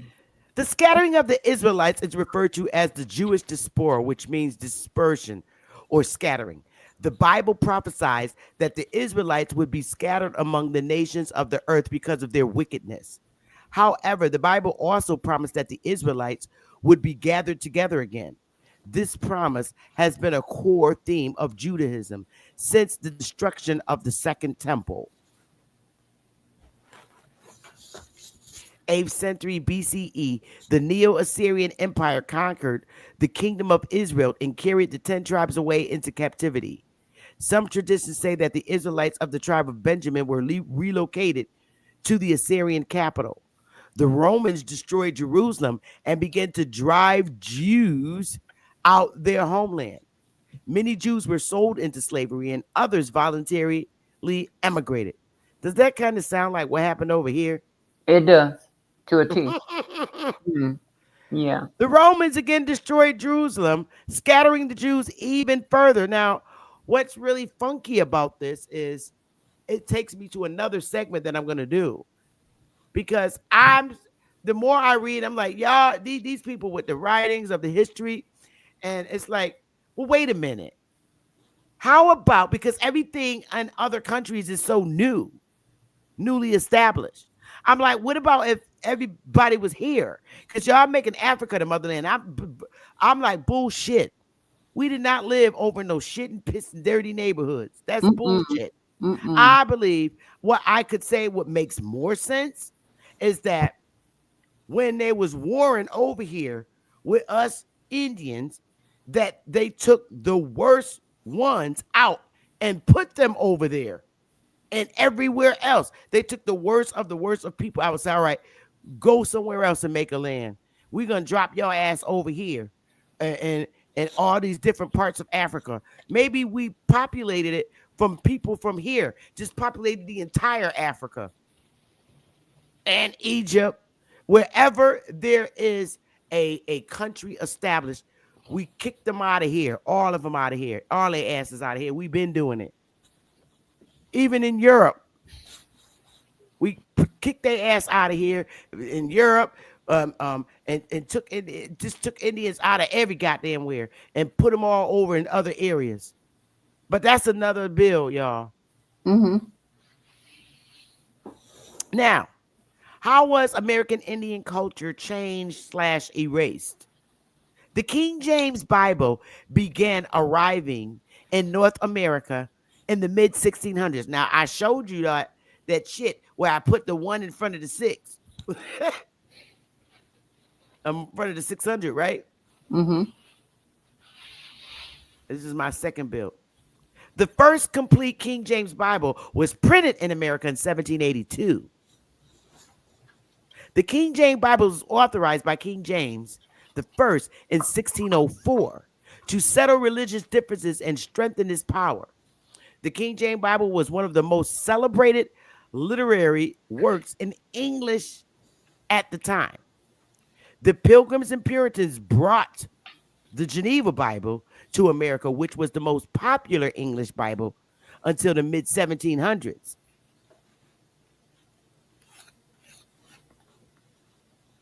John Alden, a carpenter on the Mayflower, brought a copy of the King James Bible printed in 1620. The first complete King James Bible printed in America was printed in 1782. It was called the Bible of the Revolution because it was printed in a small size for distribution to colonial army soldiers. Is this all making sense, y'all? Makes a lot of sense. Now, I'm going to stop it there and give my little tutti frutti 2 cents because that's a lot of slides. We're going back to here because ain't no damn Chinese people here. They didn't start the first census to include a category of Asian descent was in 1870. That's way after. They was not here during this is what me trying to tell you that they was not here in 1830 because they never talked about it in the Constitution or anything. They said blacks and whites.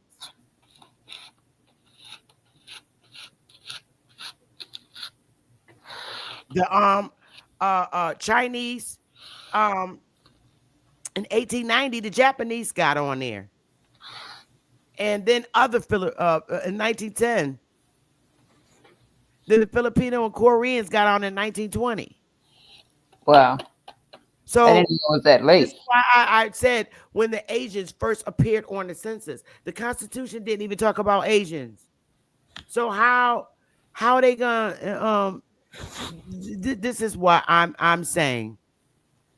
If they wasn't on the census, why are you trying to make them Indians? You can't do that because history tells the truth. This is why I said when you go to the federal level, you see a different picture. When they created the Constitution, the only race of people they mentioned was Indians in that particular, in the Constitution, U.S. Constitution. Okay. And then when Andrew Jackson was talking, they only talking about blacks and whites wouldn't coexist. The people that stayed from the beginning of this. You are the Indian. We are the Indian. They couldn't even give a percentage of the American Indians, but they gave the percentage of the non-Hispanic blacks. Okay. But they said the Indians got the highest rates. How they got the highest? How you know they got, like you said, how you know they got the highest rates and you ain't even got a rate number up there? Some kind of fishy. Yeah, and they said the Indians participate in all of the programs. That sounds like our people because we're in all them goddamn programs. I tell you, I'm not playing. And right now, y'all, I'm ready for the smoke. I'll take the smoke because Thunder's back with her voice.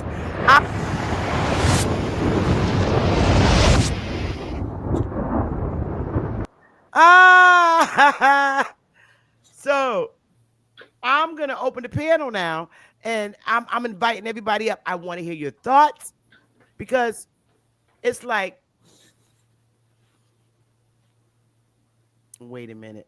It's like if you can't wake up to this, if you can't wake up to the truth now, then I mean, when they start having Pan-African debates, it's dead. To me, it's dead. Well, Pan-African is so dead. Very dead. And yeah, they have their own welfare programs, but the money still comes from the United States governments. They're citizens too. They just oversee their people, but they pay taxes. They do. They pay taxes. That's true. They oversee it without the white man. If you look over there, they all look like Europeans now, all the chiefs, but yeah, they do, but they're still using federal funds, tax dollars, because they pay taxes. They're not the Indians not taxed. And that's a fact. They're not the Indians not taxed. Why are they paying taxes? Because they're not the Indians not taxed. You know, Lion Indians. Now, the Pequots, that's a whole different. They're citizens too of the United States. But anyway, I'm gonna invite everybody up because I love to have the smoke. Don't be scared to come up and face Sister Bethy. Now, are you gonna have to show your face in the back? I won't put you on a panel, you know, with your camera on, but you have to show me in the back because I'm not letting nobody show me their little tiny 12-year-old size peepees. I'm not interested in looking at that nasty stuff. So there's the link. Me and Sister Irma are gonna take a little break and wait for us in the back. We'll let you on. The panel is now open, my loves. Come on up and tell me what your thoughts are. Let's get it.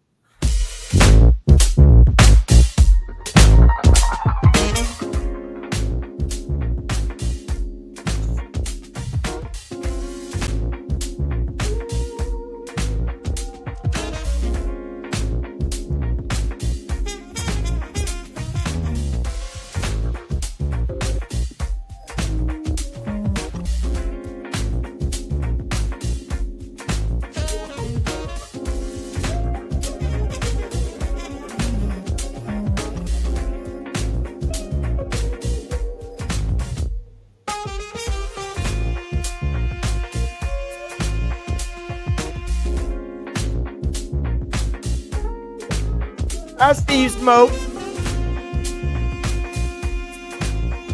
Just giving them a little more time to get on up here. Come on up, y'all.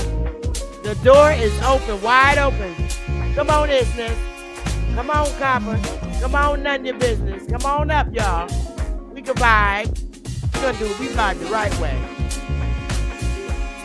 Let's go, y'all. Hey. Don't be scared.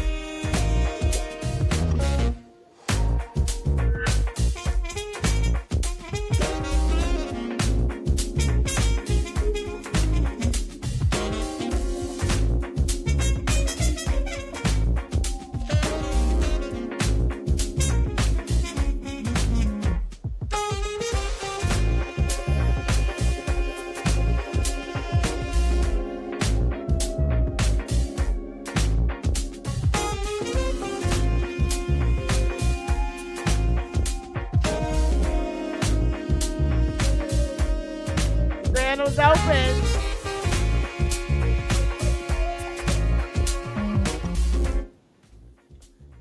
The panel's open. Come on up. Straight. There he goes. Okay, that's Straight Smoke. That's you, right, Straight Smoke? I see you. I see you. You're in. All right, y'all. What's good, Straight Smoke? Oh, I can't call it Sister Bethy. That was powerful. That was powerful. Aww. That was good. Mm-hmm. Yep. Yeah. Give you something to That think was about. powerful right there. I love it when you do things like this. Have to get You the shake people up the minds of the people in a very great way because you really have to be able to go through and look at what was written. History, Yep. like you said, history will tell you the truth. You just have to understand what you're reading. Yep. Yeah, you have to digest it. Yeah. I'm so sorry. How you doing, Sister EJ Taylor? It's good to see you as well. I'm doing wonderful. I'm doing wonderful. How about yourself? Hey, every day above ground is great. Well, You know? beautiful self. Mm-hmm. Yeah. Okay, Fair Shake. Turn your camera on, boo boo. Oh, Well, and so I Sister can see Bethy, you. I need to you see had a your guy in the face. chat. Come on, lift it up. I want to see your lip. Lift it up a little bit, Fair Shake. I see you a little bit. Come on now, pull it up. Don't be ashamed. You gonna be nice? You're not gonna show your pee-pee, are you, Fair Shake? Turn your camera off. I'm gonna put the overlay up in case he try to Please. show his pee-pee. Willie don't like me looking at nobody's naughty. Okay, Sister Bethy. A little Okay. TMI, a little TMI, a little TMI. Hey, Right? Just a little Fair bit. Shake. How you doing, Fair Shake? How you doing? I'm good. What you got for us today? You gonna be nice? Yeah, I'm gonna be excellent. I'm gonna be excellent. I'm sorry. The reason why you couldn't really see me, I'm laying inside of a sauna bag right now, so I'm just trying to recover from a workout.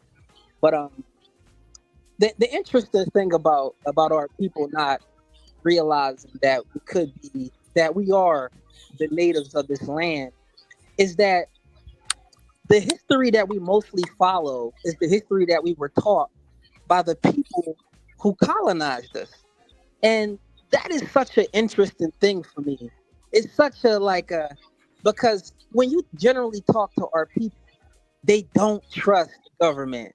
When you generally talk to our people, they don't trust the quote unquote white man or the man or whatever. They don't trust these people. But whenever the history is brought up of our people, they trust that. And that's the strangest thing to me. That is the most I just never truly understand that. And even when you start to go back and start to look back and go back further back, you always see that. Hold on, there's some natives in your family. You always see that. Like, I mean, that's as close as my great grandmother. My great grandmother. I don't even got to go back that far. But it's just so. Right, we're not natives though. There's a difference Go ahead. between Native Americans and American Indians. Aboriginals. Right. Let me show you who natives are. These are Native Americans. Indeed. Okay? Indeed. All right. We're Aboriginals. I'm just These getting are Native Americans. These are Aboriginals. I'm just getting the verbiage mixed up, but that's okay, honey.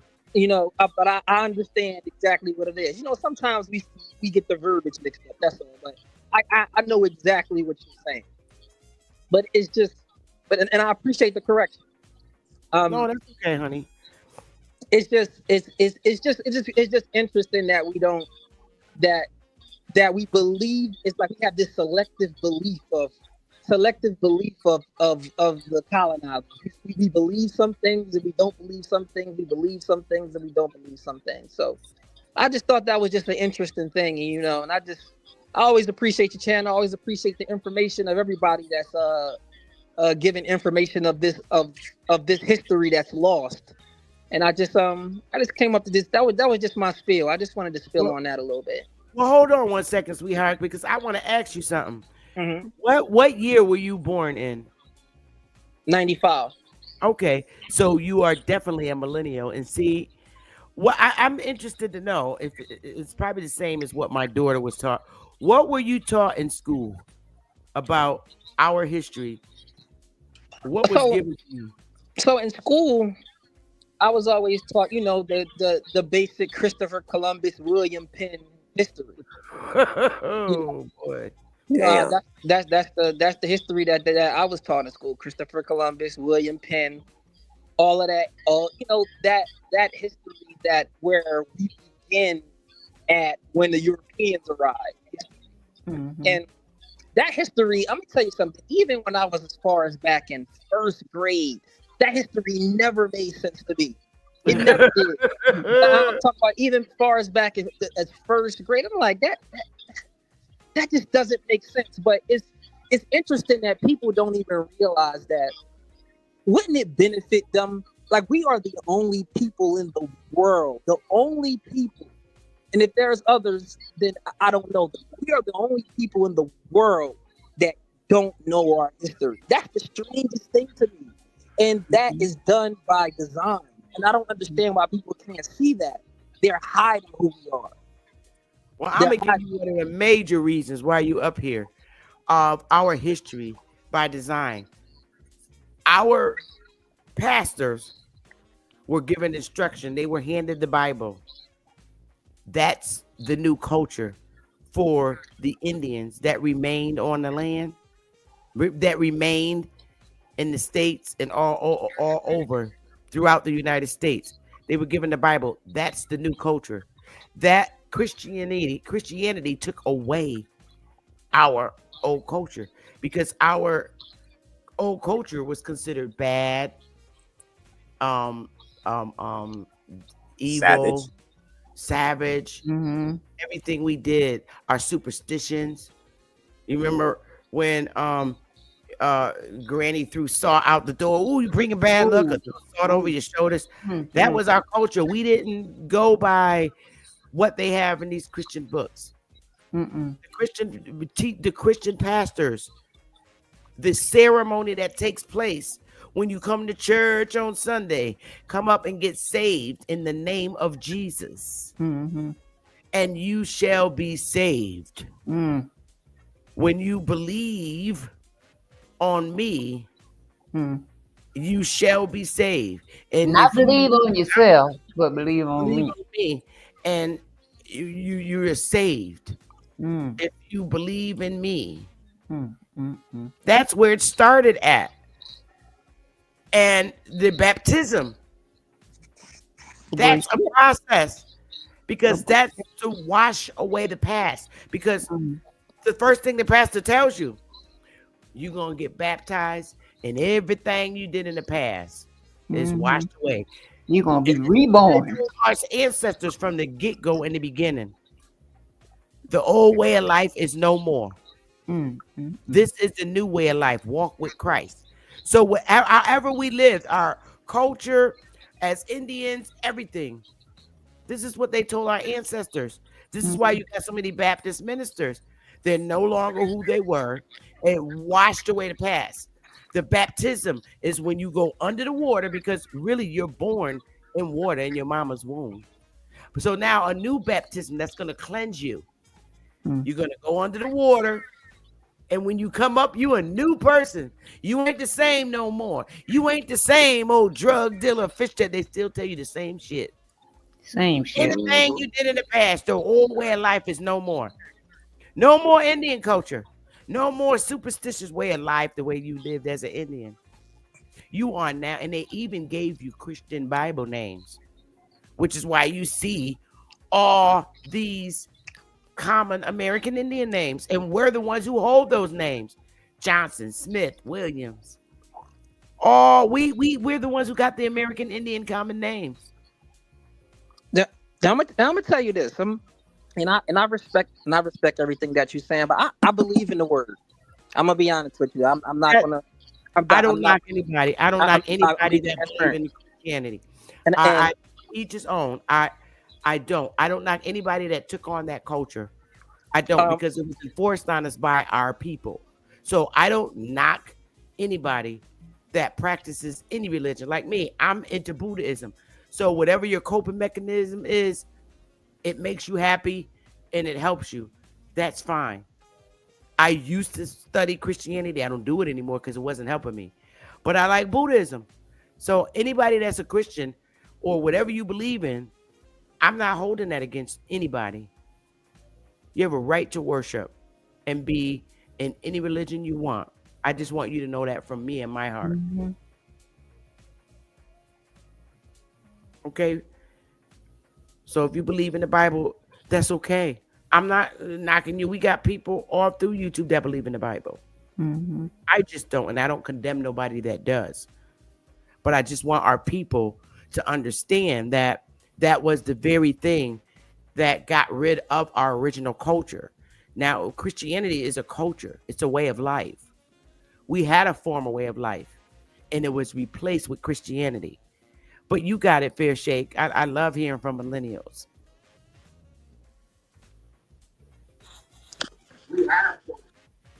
Hello? Yep, I hear you, sweetie. You got it. Okay, I'm sorry. What I wanted to say is though, and I appreciate your words, because I appreciate that we all have things that we follow and believe. Now, like I follow the word, but I follow it from an individual standpoint of my own. But the reason why I said that is because it's interesting, because at the church that I attend, they're having this Black History thing, and they all believe that, a lot of people believe that we're African American and stuff. And I'm going in there with my feathers, and I'm going in there. They actually have speakers, and I'm one of the speakers, and I'm going to speak about John Horse. And you familiar with John Horse? Yep. And I'm going to go in there and speak about him, and I'm going to also speak about the I've worked in the true history of our people. I've worked that into my speech that I'm going to be giving, and Mhm. so like I said, I respect everything, and I appreciate your kind words. You are you're a wonderful person, and Oh, and I'm just going to yeah, I believe it. I believe it. I believe it not because of a cultural thing, that because I was born Muslim, believe it or not. I was born a Muslim. So yeah. I like the Muslims. I like their discipline. but me, I had an experience that brought me to the word, and that experience I trust in. I trust in that experience from a deeper level, the spiritual level that I've had, and that brought me to the word. So that's what got me there. But to each his own on whatever a person believes and whatever they have to get to where they need to get to. Um, Right. but I do believe the doctrine of that we were here. I do believe the doctrine that this is our land. I do believe that doctrine. I truly, humbly believe that. And and keep going with what you're saying, man. You just always have some great content, and you always it's always good to hear you. Oh, sweetheart, thank you so much. I love it when I get the attention of millennials because I just think they're a very interesting era. They're wise. You can't play no games with them. I do.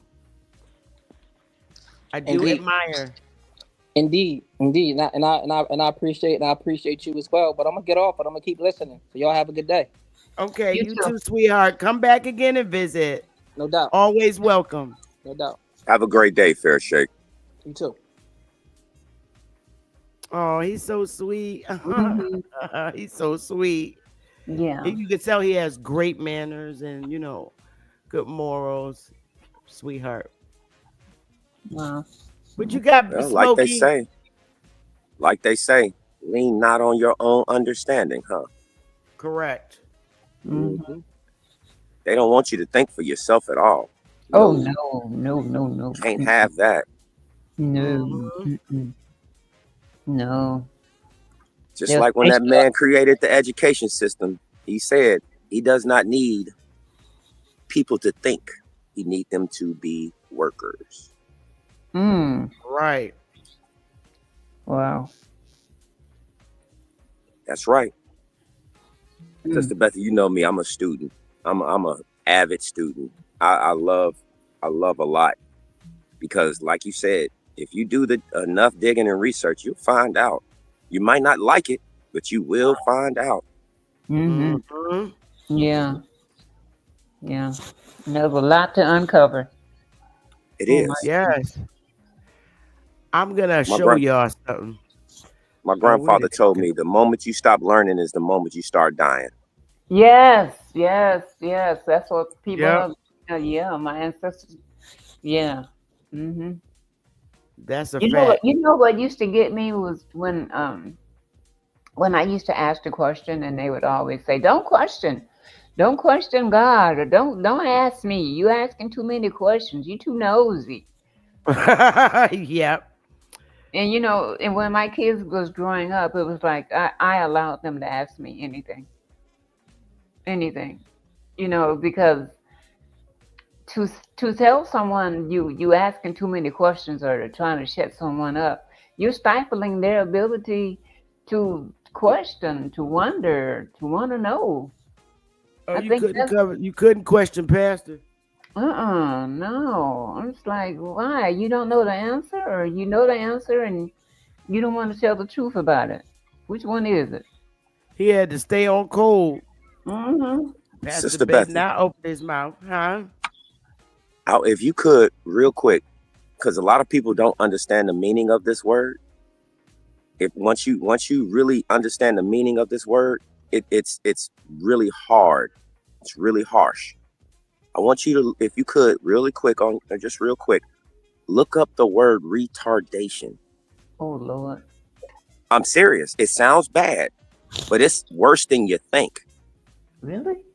Yes. It's saying here, it's saying retardation is a noun that means a slowing down or limitation in development or progress. It can also Ooh, refer to, right, it can also refer to an abnormal slowness of thought or action. I'm covering what I mean by that is look at the first one you read. That's what happened. A There was slowing a down slowing down or limitation in development or progress. progress. And we The have colonizers retarded the population.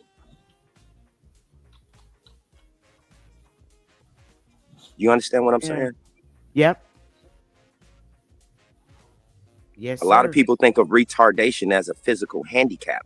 This is a mental handicap, Mm-hmm. making you not want to think for yourself, making you not want to progress and grow. It's a hindrance, a mental hindrance.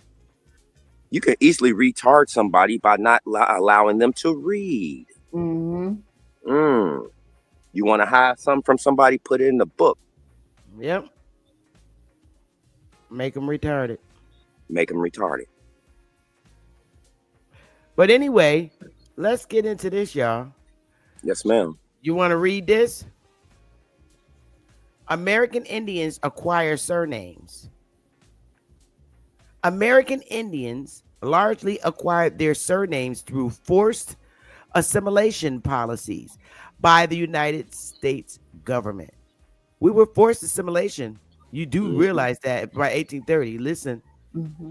American Indians largely acquired their surnames through forced assimilation policies by the United States government, where they were assigned European surnames by Indian agents, often based on translations of their traditional tribal names, clan affiliations, or even simply the names of the agents themselves, effectively erasing their original naming practices, which typically consisted of a single descriptive name without a separate surname.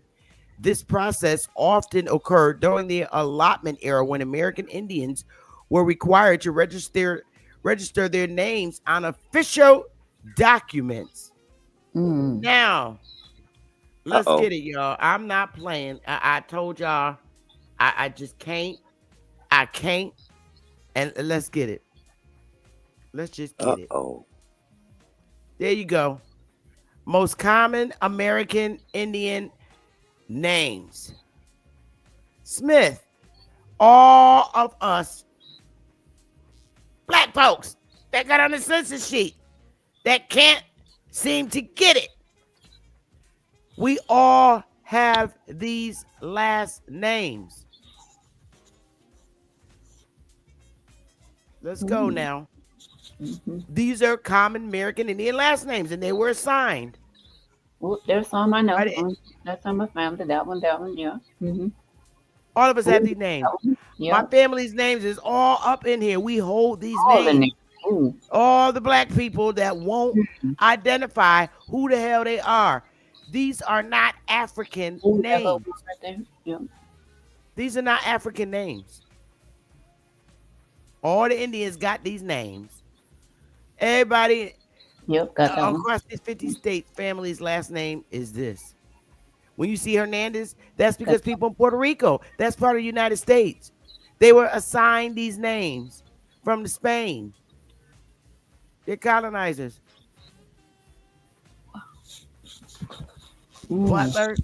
Butler, the chief of Pequots, Rodney Butler, that's his last name.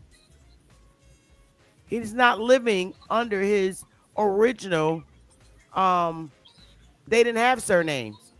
Indians didn't have last names. They Sure didn't. assigned them one.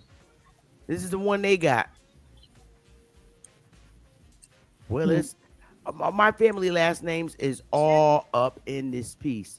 I'm gonna put this in the chat so that y'all can play around and look at this.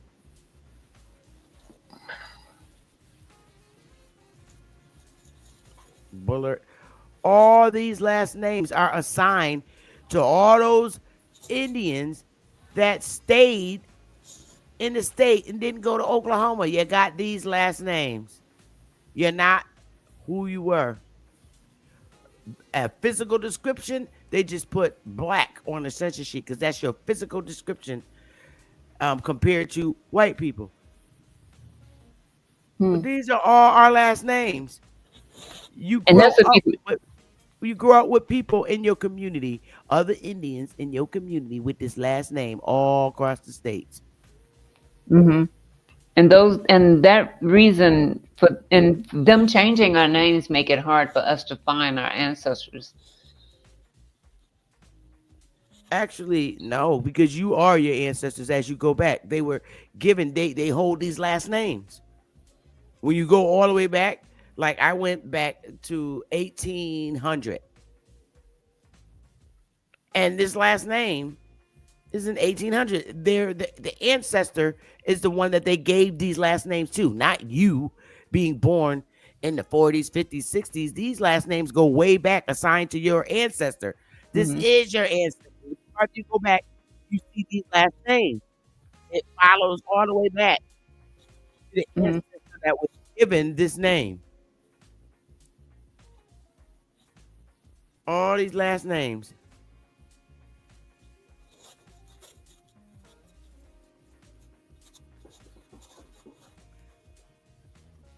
I can't do it no more. Your former name was not no African name.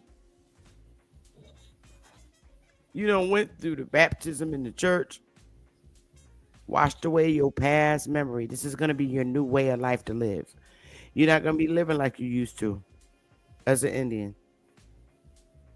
You want to be saved? Follow this way of life. That was the ceremony. The baptism was the ceremony. And when they came around, our ancestor acquired a European name. I just read to you. Or die. Correct.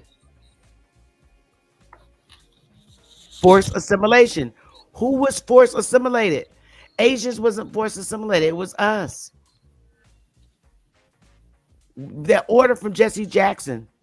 All right, you ain't going to Oklahoma. All right, you're gonna become a United States citizen. That's an order, just like Donald Trump is giving now. And I hope he follows his plan out. Yeah, I hope he do too.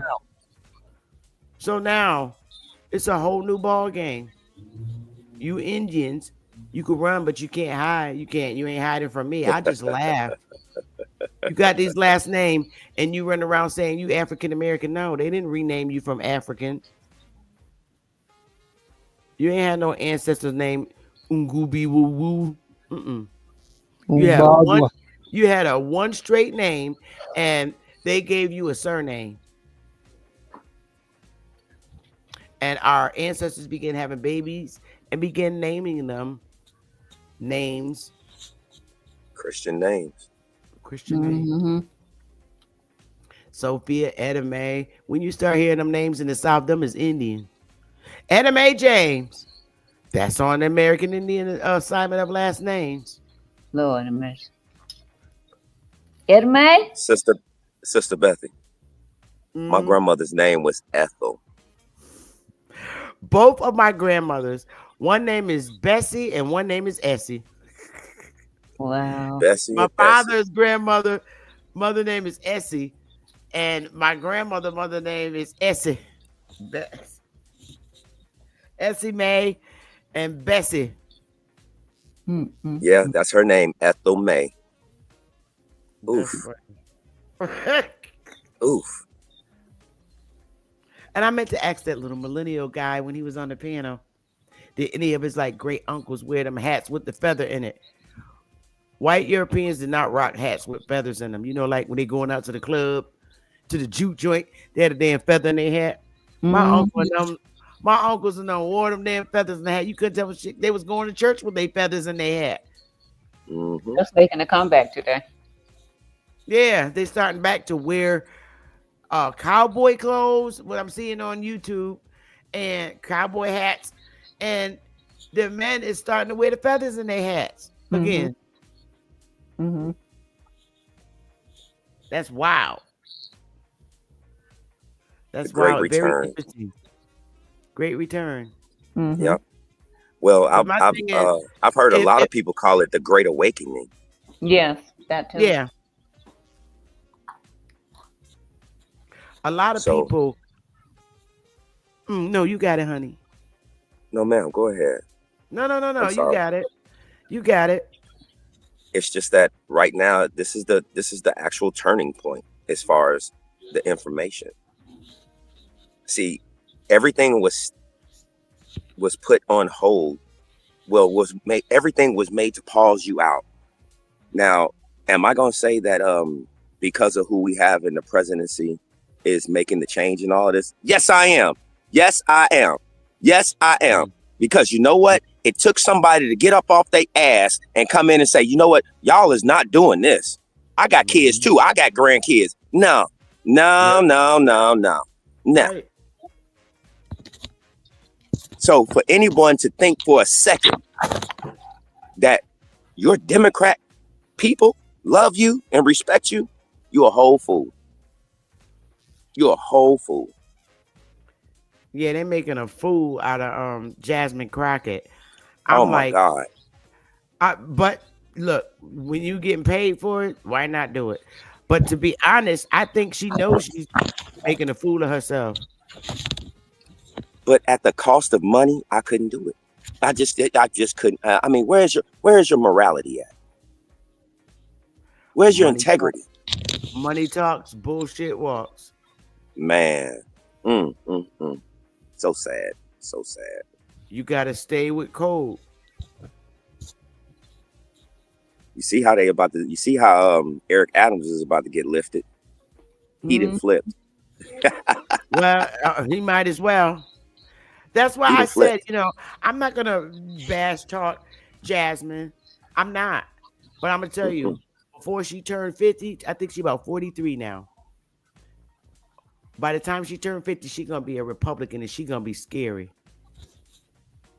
Yeah. She's gonna be a badass Republican. And you know what? That's what's happening right now. That is what's happening. That is what's happening. You're gonna see the ultimate shift in power. Yep. Like you have never seen before. I can see our people switching back to becoming Republicans. Yep. As long as Republicans stick to what their agenda, Trump's agenda, they ain't gonna have to worry about not having power again. The people are tired. It don't matter what your race is. The people are tired. Mm-hmm. And the Republicans just gotta stick to their words. I was like so disgusted with our senators on Facebook talking about we gotta stop the wealthy from running our country. And on my head, I'm like, and how much the fuck do you make a year? Exactly. Oof. How much they look real stupid now when they speak and say donate. I need you to donate. And they look stupid now because before we was blind and we couldn't see. We really couldn't see. So we just donated because we was scared and said, yeah, we got to give the Democrats money. Now, when I look at them and they say, we need to stop these Republicans, rich Republicans, from taking over our country. I need you to help me and donate now. They look like a damn fool to me. I'm going to show you one. I couldn't believe. I was like laughing. I was like, no, this dude is not doing this. His ass probably will turn around and be a damn Republican. Where's that damn video? I could not believe it. Well, it's on Facebook. I'm not gonna look for it. I don't feel like standing up here all night looking for no Chris Murphy. Did you get that email I sent you? Oh God, I got so many emails. I did see it, but I didn't have a chance to read it because I've been so bogged down with. I took a mental break from doing anything. I started back with genealogy because I had a lot of genealogy appointments. Okay. And I started back with genealogy, and I've been busy. This do not mean call me after I hang up this segment because I'm not going to answer. I already turned my phone off. But because it's just getting wild. I can't, wait a minute. But y'all got it. I had sent you one. And it was Byron Donaldson, another guy, was talking about Trump and when he went across seas and talked to one of these leaders. And he told the guy, he was like, he showed him a picture of the dude. Trump went in his coat pocket, his jacket pocket, pulled out a picture of the dude's house and told him, if any Americans killed, I'm gonna kill you. And then gave him a picture of his house. Wow. Straight up. When I say this dude is hard body, I'm for real. A lot of people don't understand what he's really on. He's not built like Biden at all. Well, I can say this. He was when he first ran for office, he was in Trump Tower, and Admiral Mike Rogers was the one that recruited Trump to run for president. You'll never hear his name, Admiral Michael Rogers. You'll never hear his name. But he is the one that was responsible for getting Donald John Trump to run. Solely responsible. And even told him that when you try to do this, they're gonna bug every building you have. He was spied on before he even ran for office. They already knew, the military already knew who they wanted to run for president. This is the military. What I'm trying to get across to you, Sister Bethy, is that this was in play for almost 15, 16 years. When the military knows that the leadership is faulty, they know exactly the people to go get. But what they do is they are surveillance you to see if you have that moral capability. This was all pre-planned. That's why it's going the way that it's going. What I will say is his first term, he did not know how bogus these people were. So you think that's why he went and got Elon and put Elon on his side and got Elon doing a lot of work to uncover a lot of this dirt? Well, he knew that you needed somebody to read code. I mean, you needed a hell of a mathematician to read code. A lot of this stuff that is written in blockchain code. That's why, the common person will just see zeros, ones, and whatever. But it's a blockchain code. So you have to get somebody that's very, very studious in algorithms. So yeah, I would have went and got him my damn self. They are mad. That's why everybody is hating that. I love it. I absolutely love it. It's about time I can't wait till they actually go and audit Fort Knox. Oh, yes, I'm waiting on that shit. It's like, please televise it. Please let us see. Please let me see that. I cannot wait. This is about to be incredible. Kash Patel just got confirmed as the FBI director. I've seen that. That man is a bulldog. He is a bulldog. They was giving him hell in the beginning. Yeah. They were saying he was doing all kind of dirt and he was dirty and all kind of shit. It was like, oh.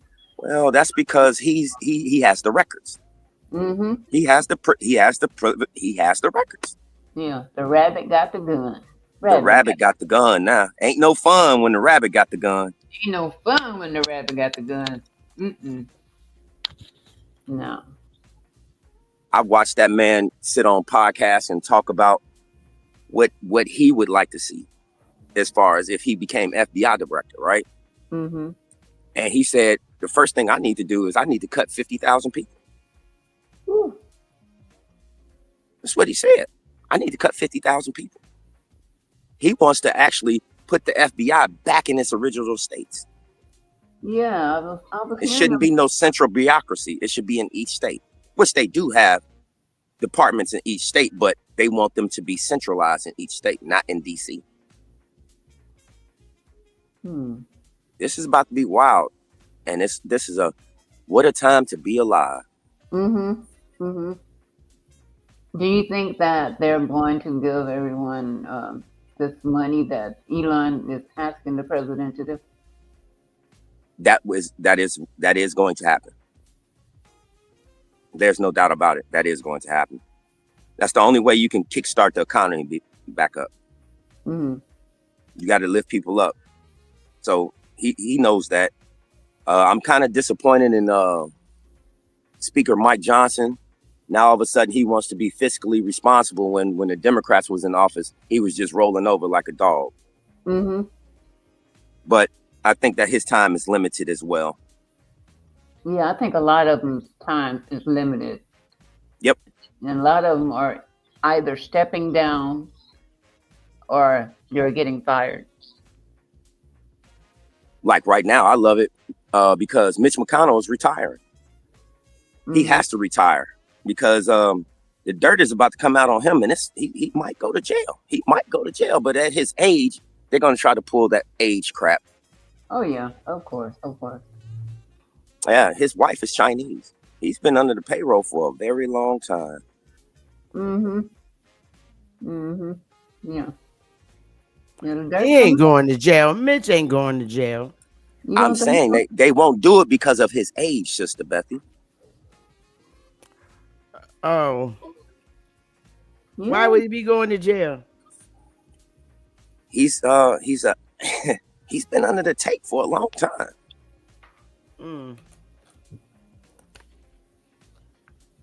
Yeah, all you got to do is Google his wife. Ain't nothing wrong with that. What you trying to say? Fall in love with who you fall in love with. That's not what I'm talking about. That's not what I mean. But it's okay if you got a Chinese wife. I got a Chinese husband. People hate on him, but that's mine. Oh my God! Here you go. Why y'all hating? I'm not. I'm not. But I don't think he's working for the CCP though. No, he not. Take away his business. Why y'all hating on my Asian man? Where's Willie? Where is Willie when we need him?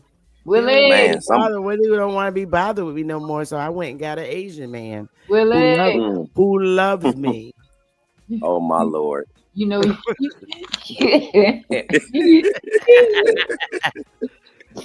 oh, girl. Let us pray for these niggas.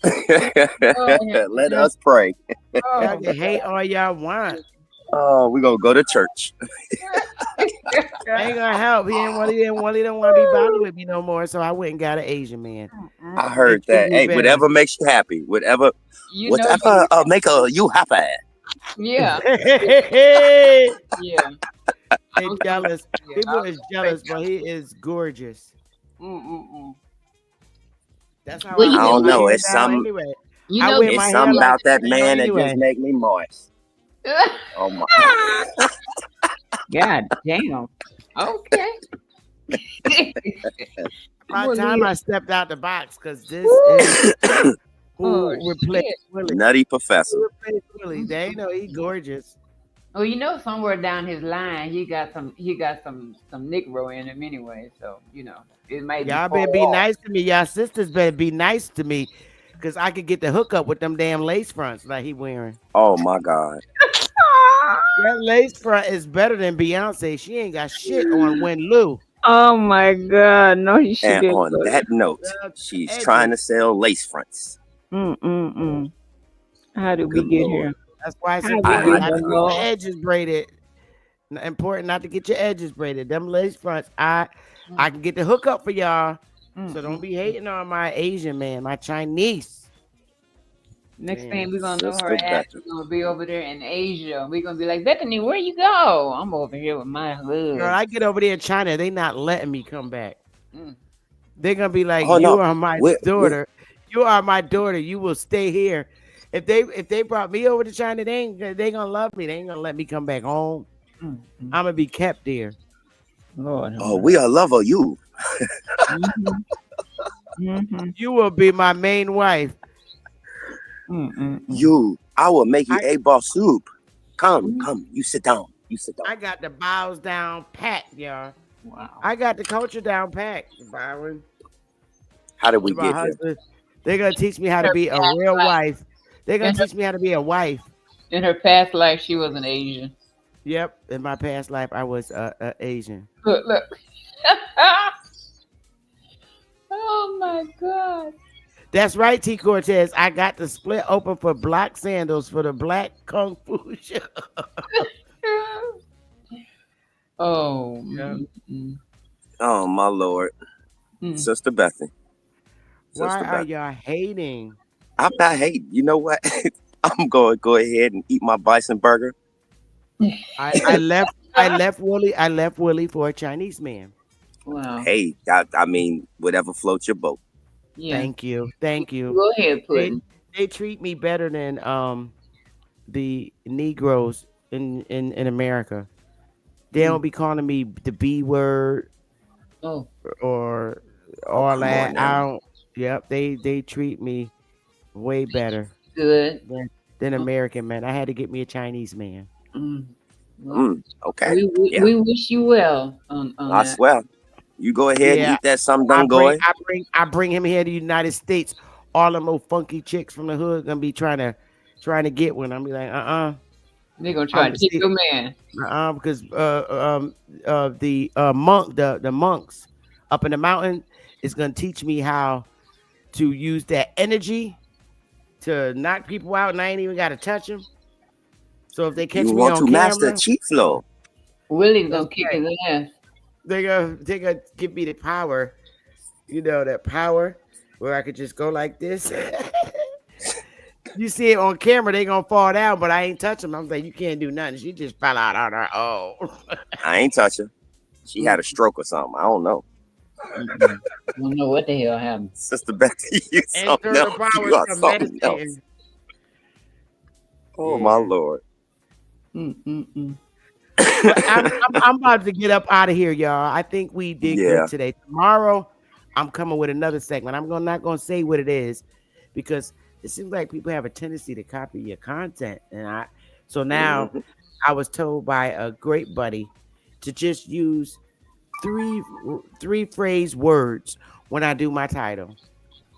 So tomorrow I'm gonna talk about, and I am gonna talk about. I'm gonna talk about the Hebrew Israelites tomorrow, Oh no. and yeah, and it's gonna be interesting. It's not to rag them; it's to really talk about it, and it goes along with the actual title I'm gonna do, and I'm gonna talk about it.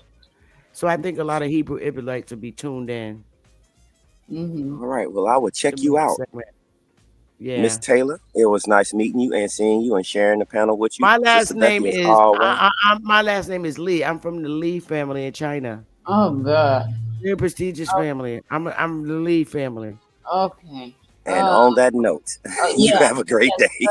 You I'll talk to you later. Straight smoke. I felt so bad. I don't want to see you and your wife arguing like that no more. It ain't even worth it. I felt so bad. I heard the whole thing from the beginning to the end. I felt so bad for y'all. It's okay. That dude, I would just stay silent when he talks. Well, again, like I said, a lot of people feel very comfortable on the internet knowing that you can't really put your hands on them. Uh-huh. Yeah.